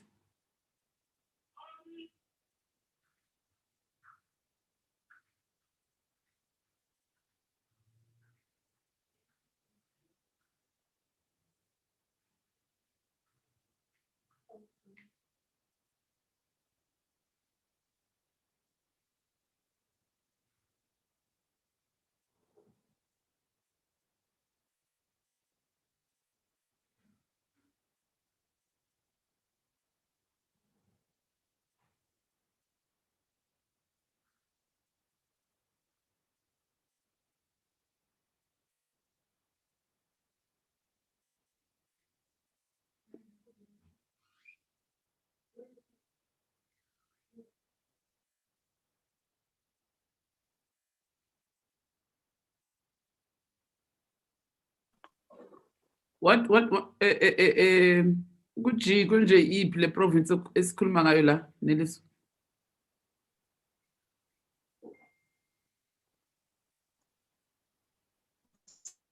If I remember correctly, I think it was the Free State. I remember Honorable.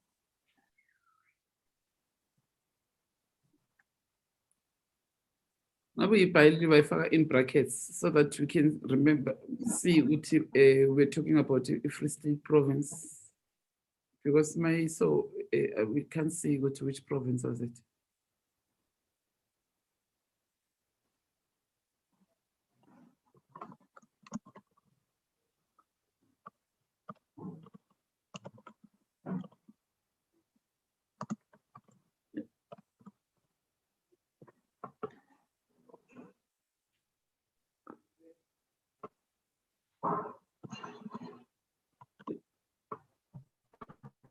Yeah.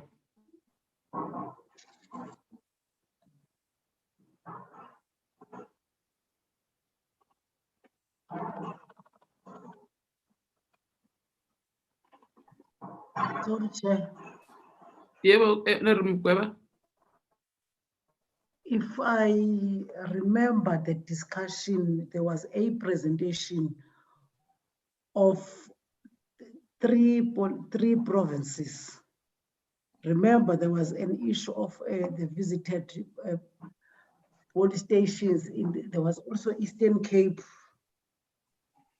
Gauteng, and the Free State. I still remember when they came and present, they spoke of their study report that visited three provinces. I still remember when we questioned them of why some of these police stations commissioners are males.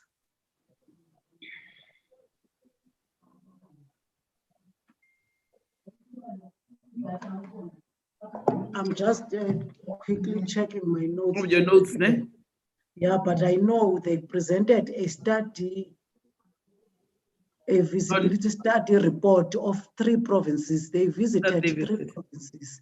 There was Eastern Cape in the main, in East London, and a few police stations in Gauteng and one province that I'm not sure if it's Free State, but I must just quickly check.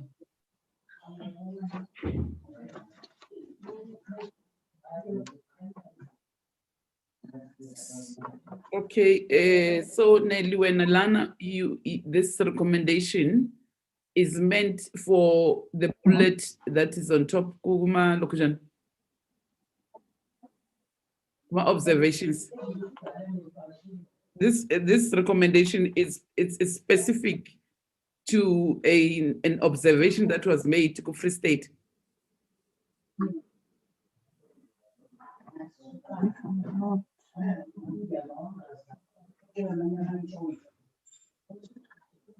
Oh yes, okay. Yeah, okay. Okay, neighbor.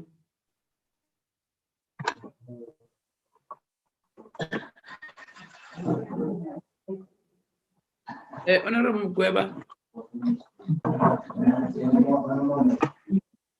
Mkweba.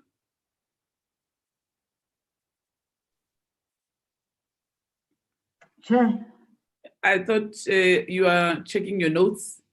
Yeah, I'm checking the notes, Chair, because I know it was in Eastern Cape, there was two police stations that were visited in the Eastern Cape, and also Gauteng. I'm not sure about Free State. I'm looking at my notes, because I remember when they were presenting, I was on my way to Cape Town. I was at the airport when I also inputted on the discussion of this meeting. It says that I'm not sure of the third province. There were three provinces.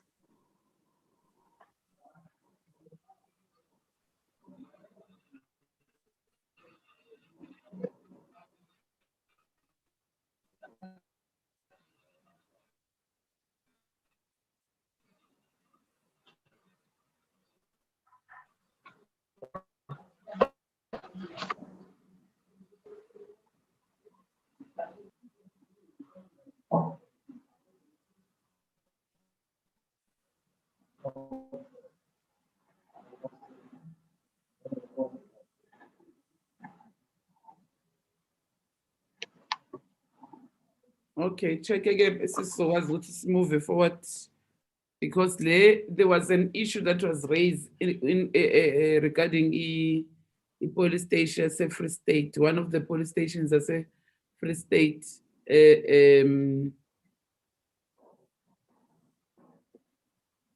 So that's why there's a resolution on it. So that those that you're checking, you must check if there's anything that maybe is left so that you can put them in the minutes. Kashifa, are you here? Yes, Chair, I've just checked my notes. Besides the Free State, Sharif also mentioned the concerns around Northwest and Gauteng provinces around police stations. So I think the reason we kept it broad so that CGE takes note of not just the 3 provinces we raised, but to say this should be an issue across the country that they need to take note of. So yes, it was Free State, which Commissioner Mukhali spoke to about the challenges there, and then Musharrif mentioned the challenges they noted in the Northwest and Gauteng. So those were specific discussions, but I think the resolution is to say, yes, we note those 3 provinces, but the concern should be monitored by the CGE across the country. Thank you, Okay. Chair. Okay. So then the resolution must be captured like that, okay? So work on this one, okay? What we remove so that we must not single out one province. And because if you are specific about one province, then that means the others will be left out. So we must talk about all provinces. No, Chair, thank you, Kashifa, that she has reminded us. I know it was 3 provinces, Chair. Yeah.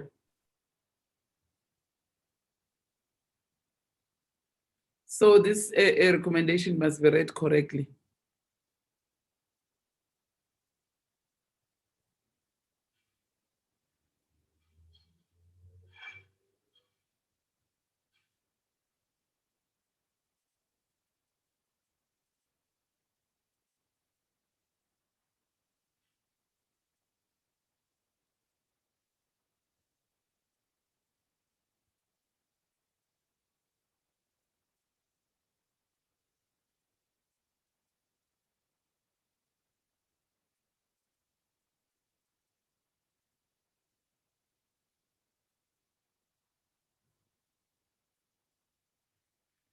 Yeah, I think it's captured right now. Can I get a mover for the adoption of the minutes? Thank you, Chair.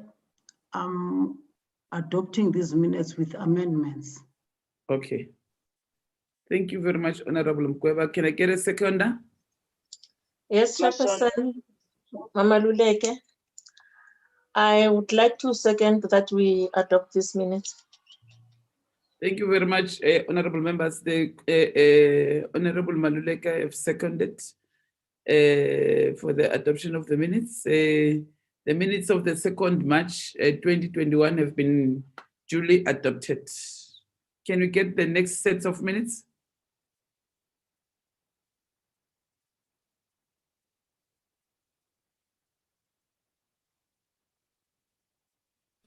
Minutes of the 9th, Chair.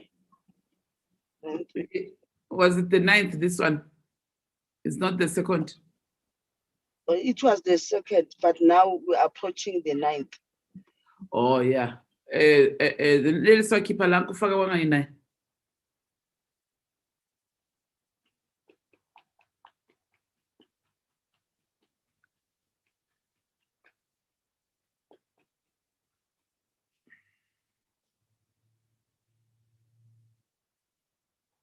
Here are the minutes of the 9th March 2021.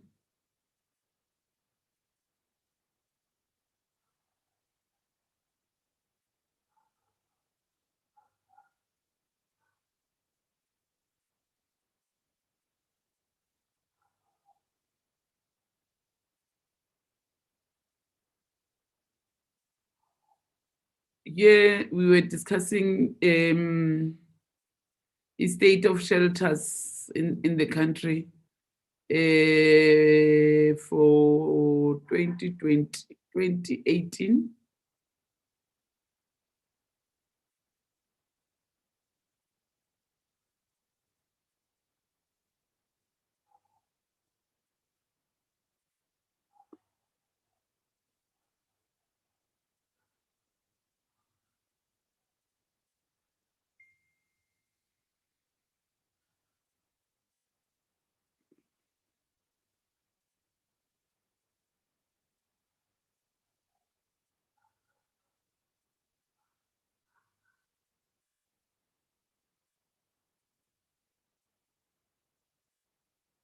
Okay. Niliswa iyaphansi. Iyaphezulu.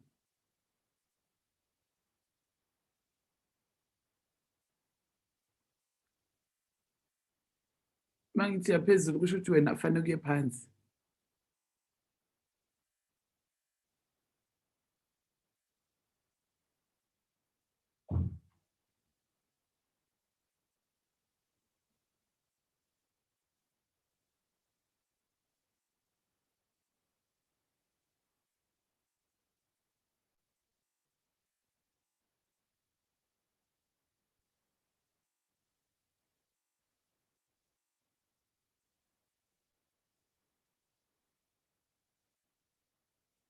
And then you observe resolutions.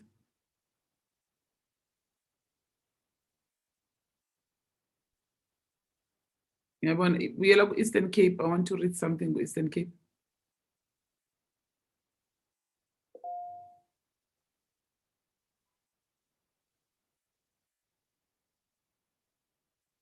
Eastern Cape.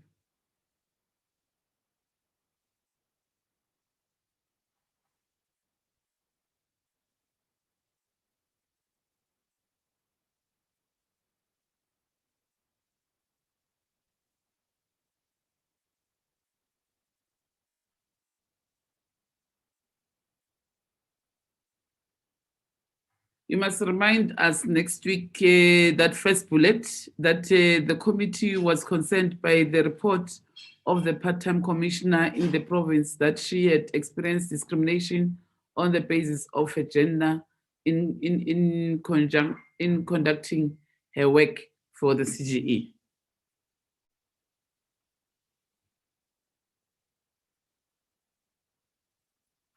Akiri, we said they must investigate. The CGE must investigate.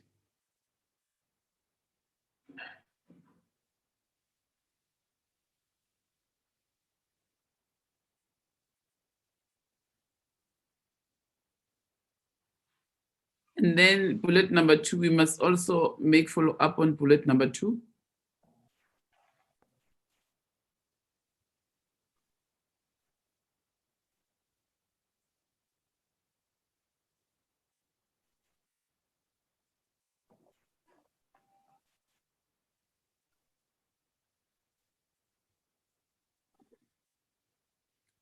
And bullet number 4.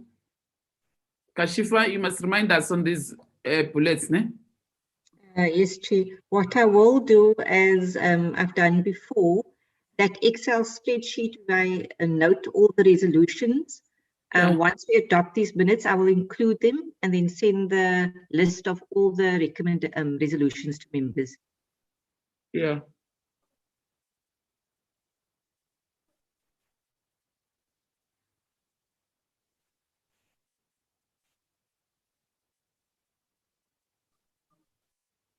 Yeah, in fact, all these bullets must be followed up with CGE. Phezulu.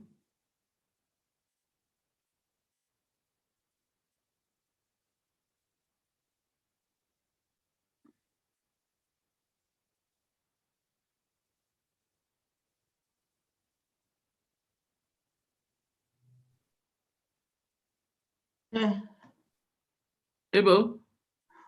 Uneliso can just correct la to this end. I'm not sure in the bullet. Oh, it's up. Yeah, you go the, for the, the the, the second bullet before the last kuma location Eastern Cape. Yes.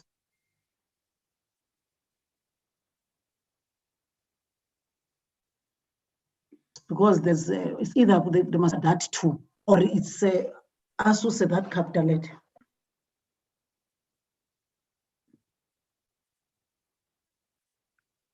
I'm so good.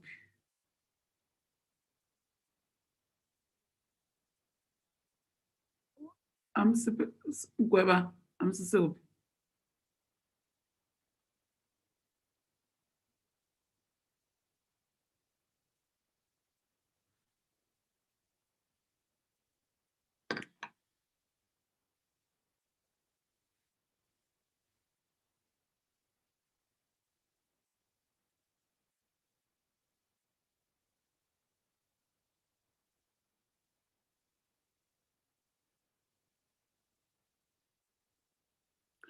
I think the other thing that we need to follow up is the issue of the aged that are being raped by young boys in the Eastern Cape. We need to check with the Commission on how far are they in terms of those investigations. So Kashifa, if also that one you can put in that a report where we're going to make follow-up questions with CGE.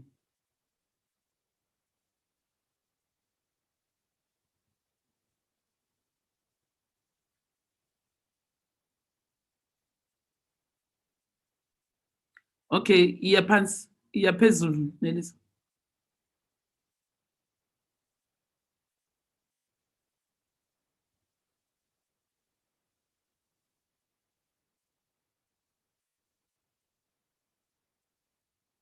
Iyaphezulu futhi.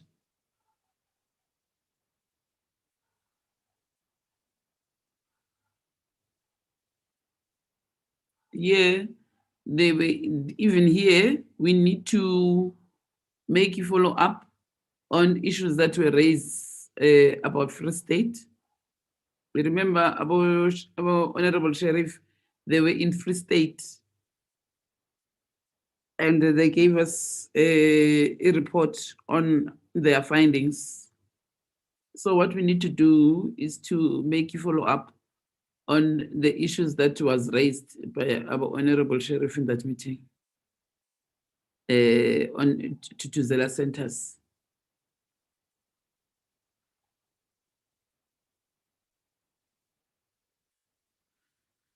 The other one, we need you guys, you need to update us on the letters that we have written to KZN. Iyaphezulu Nelisa.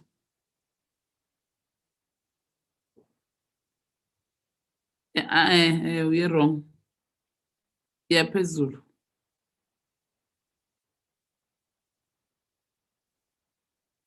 Yeah. Fanele kuye lapha la sikhuluma ngama-KZN iyaphansi.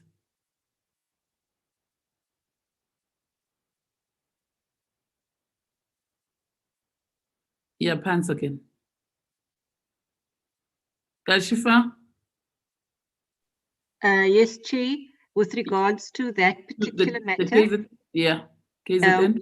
We received the response and Nelisa forwarded to Chairperson and I think the rest of members. The KZN Department of Basic Education gave a breakdown in relation to the school and what sort of support was being offered. So that was sent, the response from the KZN Department of Basic Education. Was that response at answering what we raised? Because I tried to read that report and we were specific on what we were talking about, and I didn't get a sense of whether they're answering what we were asking them, unless that's the way you have put your questions. It made them to give us an answer like that. Chair, I think there's a room for further clarity and maybe we could share the letter with members, and the committee can give guidance as to what are the outstanding things we can follow up in relation to that letter. Yeah, Honorable Masigo, did you read that report? Masigo? Yes, I read the report, Chairperson, and I also did a verbal follow-up with the officials from education. Yeah. Yeah. Martin? Well, amongst other things, Chair, they are speaking about the issue of move kwaso ilokhuzana isikole. Move. But bayasimuva, Chair, altogether. But there was a ilokhuzana that took place. They did attempt to drill the borehole, but they didn't find any water in the borehole itself from the source. So the school itself is moving. So what are the temporary measures that they are going to do? In meanwhile, they are awaiting to relocate. It's something that I would then need to do a follow-up on, Chairperson. Okay. But they did mention issue Jojo tank that they are using, but I know that there's an issue with the filling up of the actual the actual Jojo tank itself, which is the responsibility of the district municipality Zululand. Okay. Yes, Chair. Okay, thank you very much, Honorable Masigo. Chair? Yes, Honorable Mpiti? Can we please go up to the Free State section? Yeah. Minutes, please. I just want to emphasize on the last point, because the last point there was very specific. It went into the role of commissioners in terms of these centers. And also it was raised in particular that the commissioner in Free State was, had no relationship at that point. So the broader question would be, to understand the role of commissioners within provinces in respect to, centers of gender-based violence. Oh, okay. So,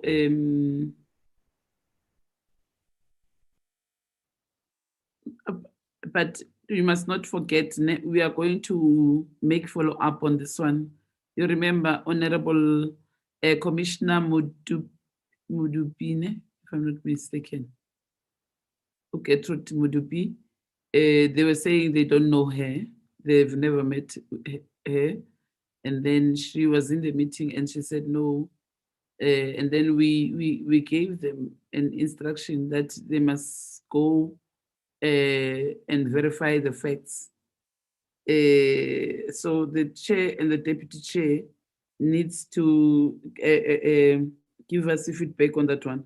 So I'm sure even before Nelly, so they come to the meeting next week, if maybe you can write to them, Oguti, bas prepare a report on all these bullets so that they can be able to account properly. Mandeka Shifa? Yes, Chair. Yeah, starting from the concerns, was I say Eastern Cape, you just attach then these minutes, and then you say we need to updated report on the following issues.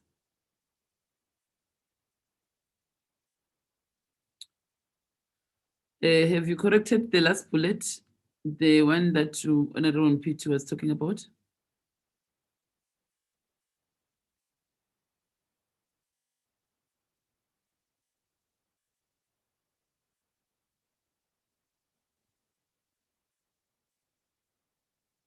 Honorable Mpiti, can you repeat yourself again so that Nelisa can capture it correct? Thanks, Chair. I think it's point number 4.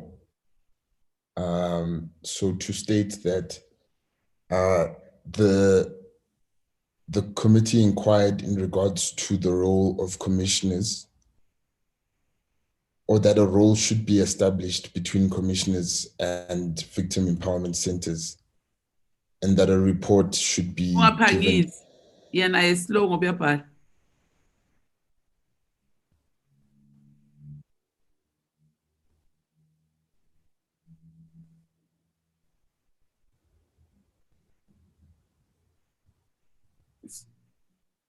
Or you can say, sorry, if you can remove that line because it's already in the first sentence, just to say that a report would be required in regards to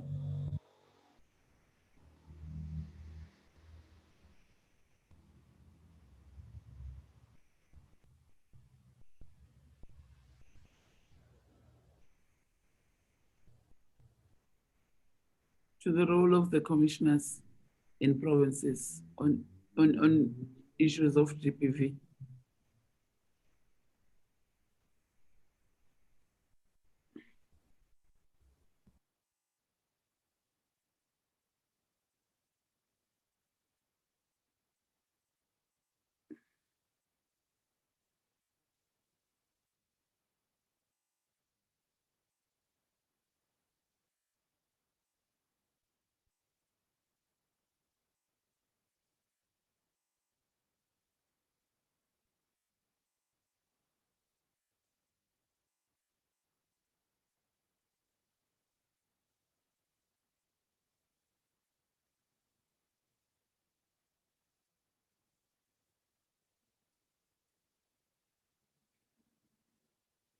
Yeah.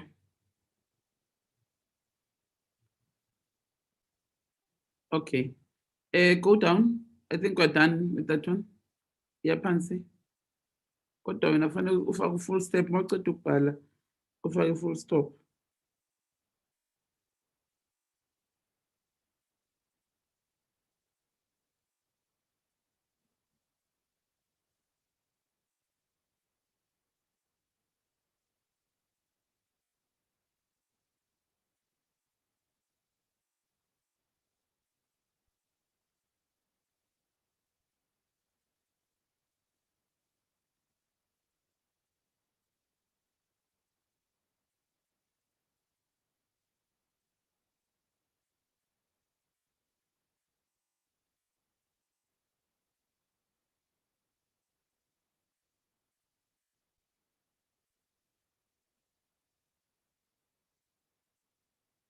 Yeah, go down. Yeah, Pansy. Yeah, phezulu konje wena yeah, meaning yeah, Pansy.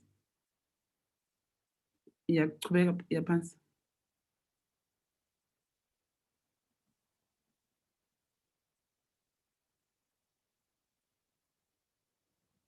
Okay. Yeah, can I get a mover for the adoption of these minutes?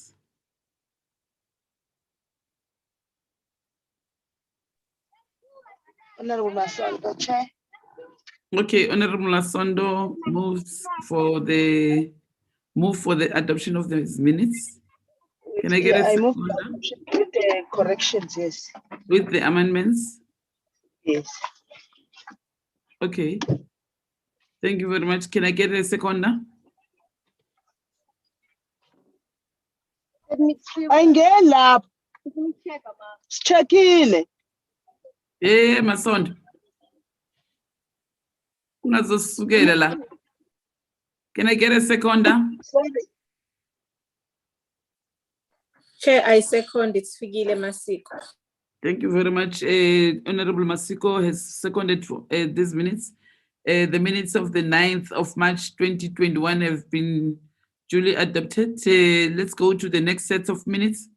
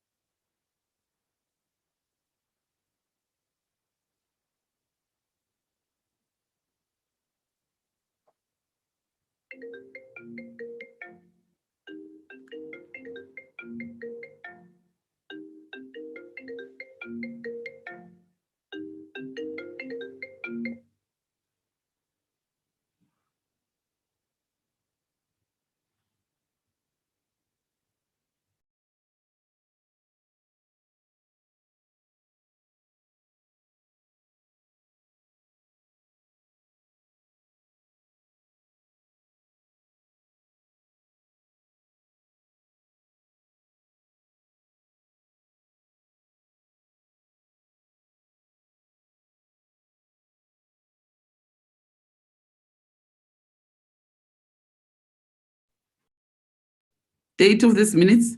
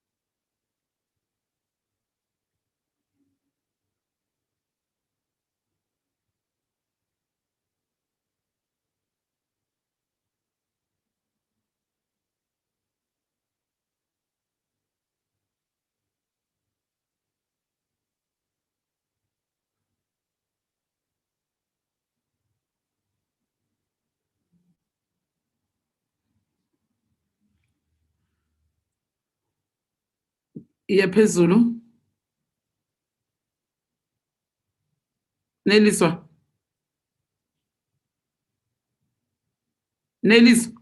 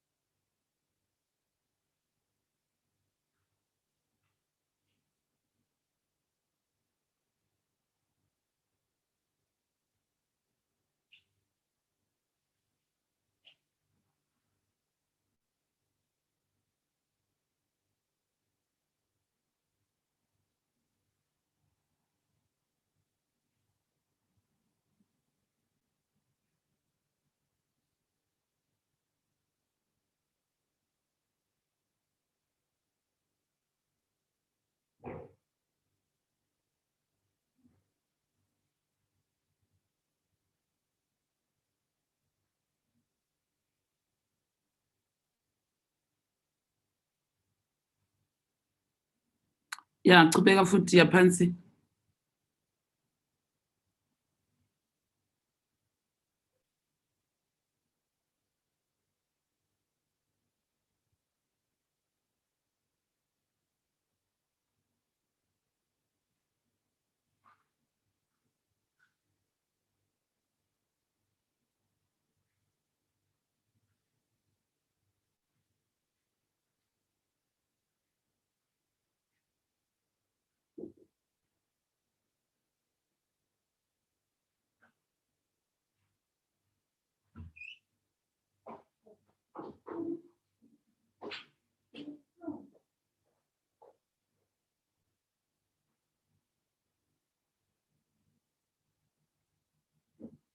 Yaphansi.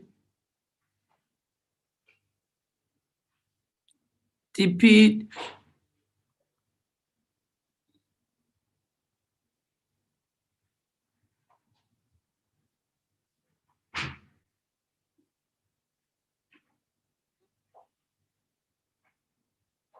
Ujampile lapha ngibona ubhale DPWI or DPW what?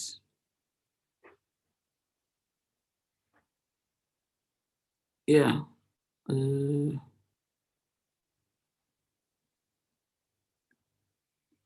What is that I for? Oh, infrastructure. Okay, sure. Sound right. Okay, yaphansi.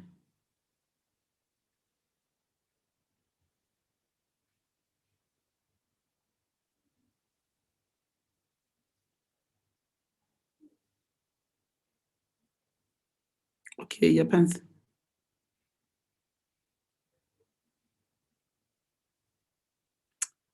Any comments before I ask for a mover for the adoption of the minutes?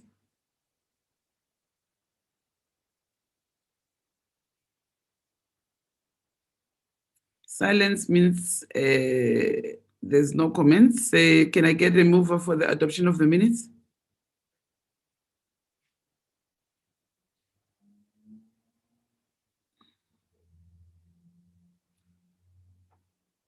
Maluleke. I move, Chair.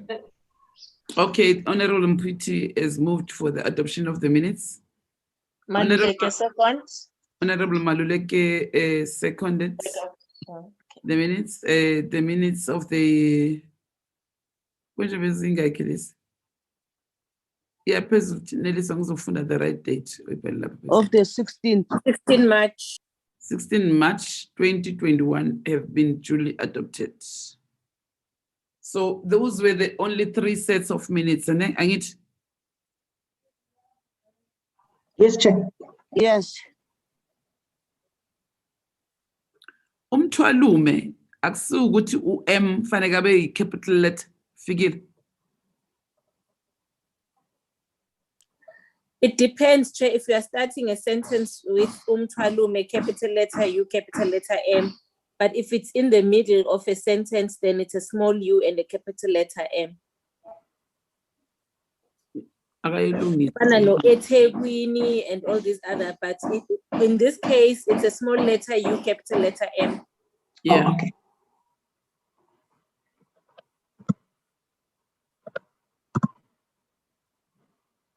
That means melo check yonke indawo la obhale kanje nakhona ne.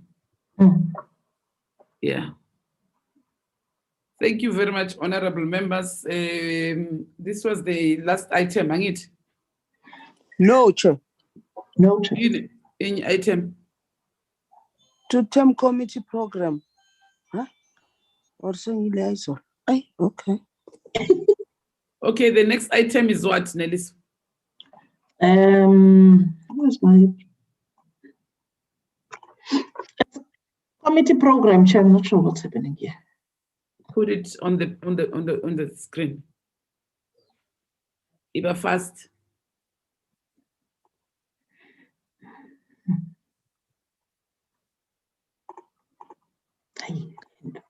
The problem amehlo wami iba fast, izama ukuba fast nyana. And ngizamela ukureduce i-light.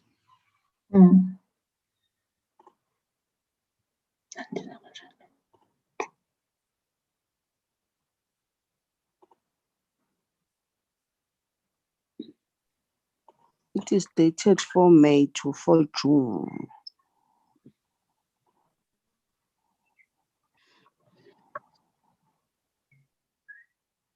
Chair, can I take the committee through? Yes. Okay. Increase the font.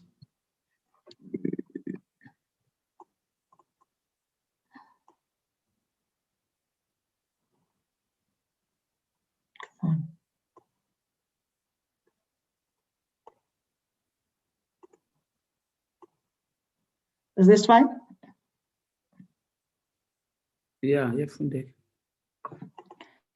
Yesterday, Chair, we had a meeting with the department, the researchers and the department on the APP and the strat plan for 2021-22. Same applies today, it was the NYDA. And next week on Tuesday, we're going to have the presentation by the researchers in the morning, early in the morning, and then we're having the CGE. You'll notice that our meeting will finish at 1 because the next week plenaries are starting at 2. And then on Friday, we will be considering and adopt our committee report on the strat plan of the department and the 2 entities.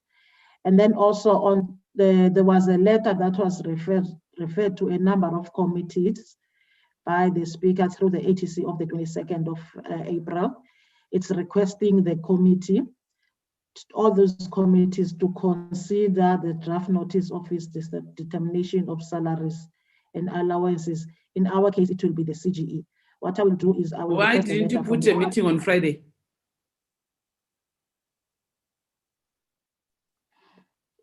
Chair, we're meeting on Tuesday is the same week we are meeting with the CGE. No, and then laleli question. It's not.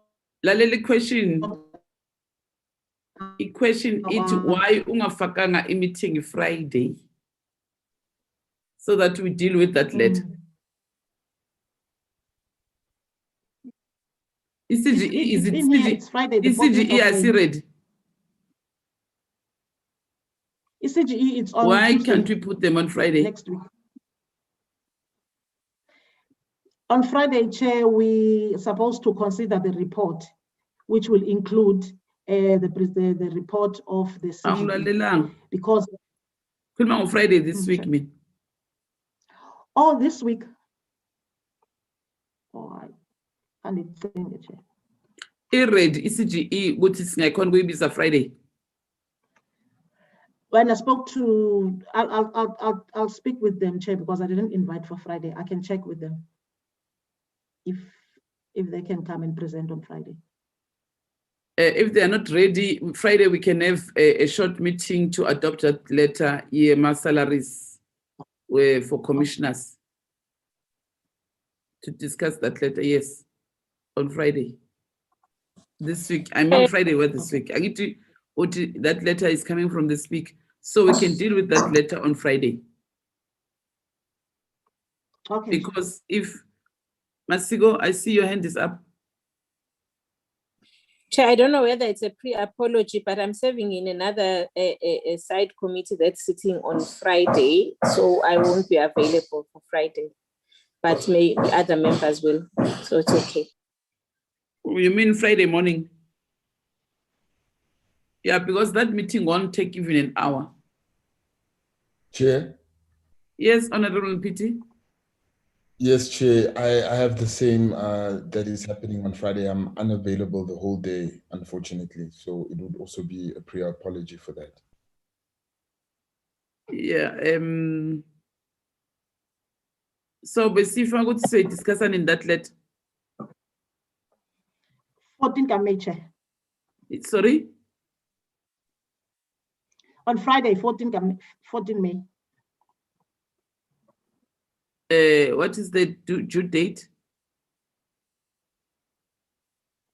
No, there's no due date. It's just referred to committees for consideration and report, Chair. Okay. No, it's fine. We'll do it that week again. Okay. So can you do it next week, Friday? So that you plan and you avail yourself for that hour meeting, and then we deal with that letter. We finish. Remember last year we did it. The president referred into your salaries, former commissioners to us. So last year it was that they are not increasing our salaries or commissioners. So this time they are saying they are what?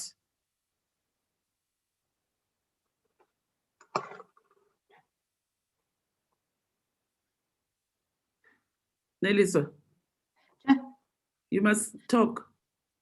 Oh, not Chair. I will request that letter just to get the content. I'll circulate it to members from the clerk please of paper. circulate it early to members so that when we sit in that meeting, we don't take long unnecessarily. Will do, Chair. Okay. Okay. Then the 1st and the 2nd of June. Oh, you'll notice that we after 14, the following Tuesday, the 18th of May and the 25th of May, the committee will not be sitting because there will be plenaries that will start at 10 in the morning I think dealing with the budget vote reports. But why didn't you put our budget vote in our program? When is our budget vote? Edit, Chair. It's on. Yeah, it's on the 19th of May, Chair. You must put it in our program so that we know when are we debating our budget vote. Or at this time, we are debating. Are we part of the committees that are going to debate or what? Because last year we were part of those committees. So this year?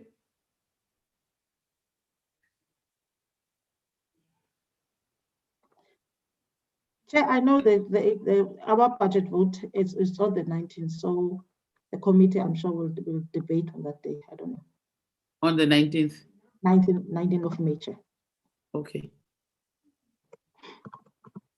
So we are adopting our report when? Friday, 14th of May. We are adopting our report. Yes. Okay, sure. But 19th of May, it's a by-election.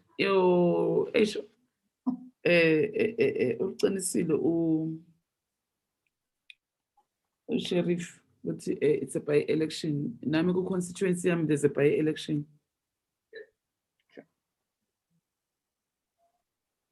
But it's fine. It's fine. There's nothing we can do because the program is parliament. It's okay, Chairperson. We'll just do our speeches in our cars at the voting station. Yeah. Yeah. Because we are affected, ne? Yeah, no, it's fine.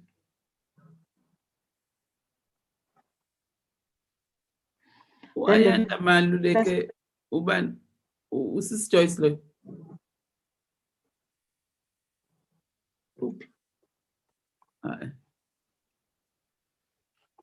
Okay, yaphansi phelela ngithi.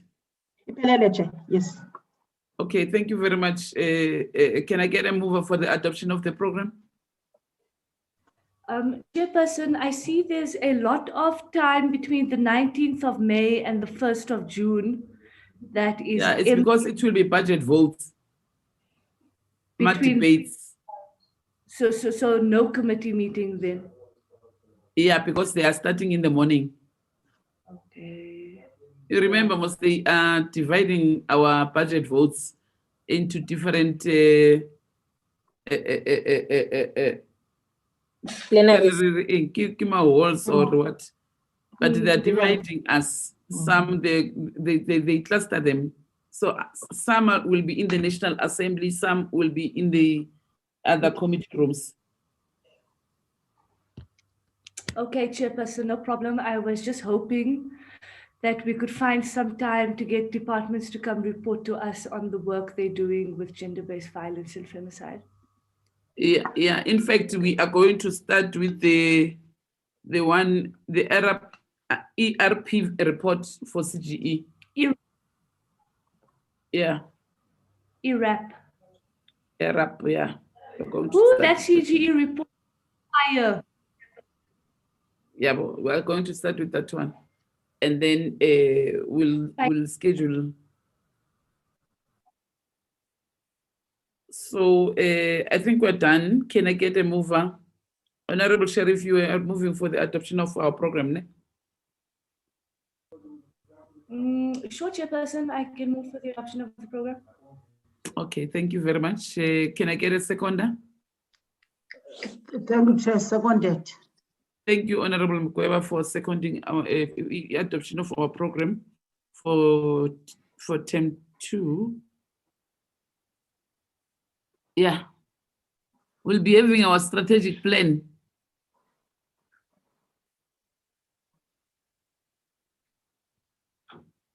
On the 1st and 2nd of June, okay? Yes, Chair. You must remember, Nelly Sogoti, this year we'll be having elections. So you must try that all the other meetings that we are supposed to have, you bring them before, so that at the end of the day, or overlap. Sure. We must go and campaign. Yeah, Honorable Mpiti. I also agree with you, Chair, and also just a reminder, I mean, the 1st of June is also the beginning of Youth Month as well. So it is a very busy period that I know we've passed this already, but I'm just saying that, you know, the 1st of June is Youth Month beginning. Yeah. So it also very, very difficult at times. Yeah. Chairperson, can I Hello. just, that it absolutely sucks that we have to have our strat plan virtual.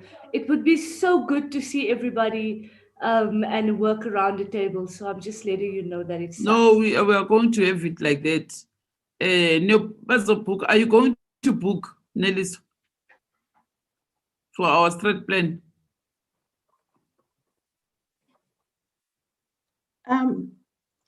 Chair, I'll have to check with Parliament if we can get permission to go and work in Parliament. For now, as staff member, I'm not sure about committee members, but as staff members, we need to get the permission to go in Parliament. So yes, we will arrange. Yeah, arrange on a speed. Whether say a KZN or say Gupi. So that to hold our straight plan there. Oh, we'll do check. Yeah, Kashifa, may you please assist, ne? And look for places in the meantime. Yeah. Yes, Chair, I will check with Sneliswa. Yo, Gauteng, it's a no-no. You have seen most Honorable Mpiti, Mkweba, and Sheriff that they are talking about it that wave, ne? So even on TV they were talking about it. So we must take serious precautions.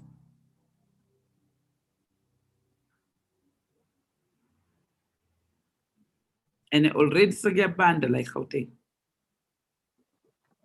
I think we're done with our items. There's no other item on it. Nelly, so this was our last item. Yes, Chair. Yes, Chair. The last item is closure. Yeah? The last item is closure. Yeah. I declare this meeting officially closed. See, valid meeting. Thank you, Chairperson. Thank you, Chair. Long live the Chair. Long live, honorable members. Without you, we won't succeed. Thank you, Chair. Bye. Your contribution is valuable. Thank you, Chair. Yes, thank you very much. Nelisa Susapela, program study. Isusile, Chair. Yeah, amehlo amabuhlungu. Done. Yabona. Abuhlungu kakhulu. Yabona. I-laptop. Ufunda kakhulu. Hawu ntshantsa ukhona emsebenzini. Khani uvela makuphela umsebenzi. Sonke lesikhathi bohlela kuphi?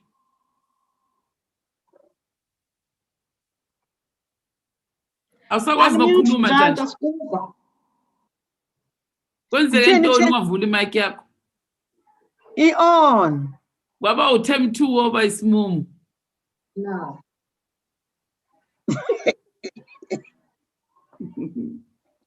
Vela xa ku-meeting.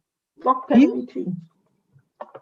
Ndikhona ndiyasebenza yonke into ndiyayiva but ndiyasebenza NYDA isithe. Nicedile ucapture, how many applications did you receive? Busy yiyo ndisemsebenzini ngoku as we speak. Ayafika ku-1,000 and we're capturing 1,500. Yebo. Ah! Hey! You guys want to kill us? 1,500. Who are not following, Chair? Hey, you guys are not serious.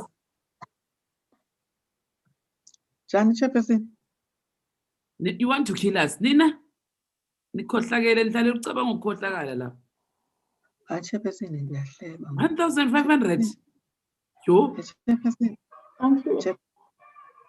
Yeah. Third wave. Yeah. Third wave.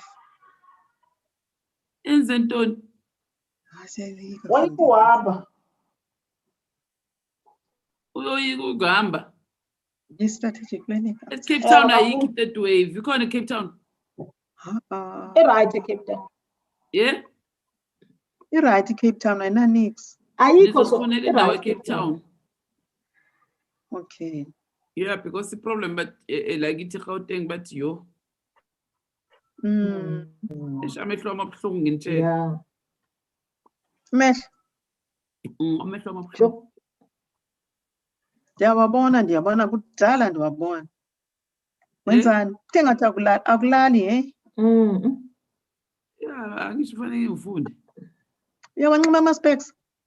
Ngiyawanxiba mara into engistrainayo i-laptop. Oh.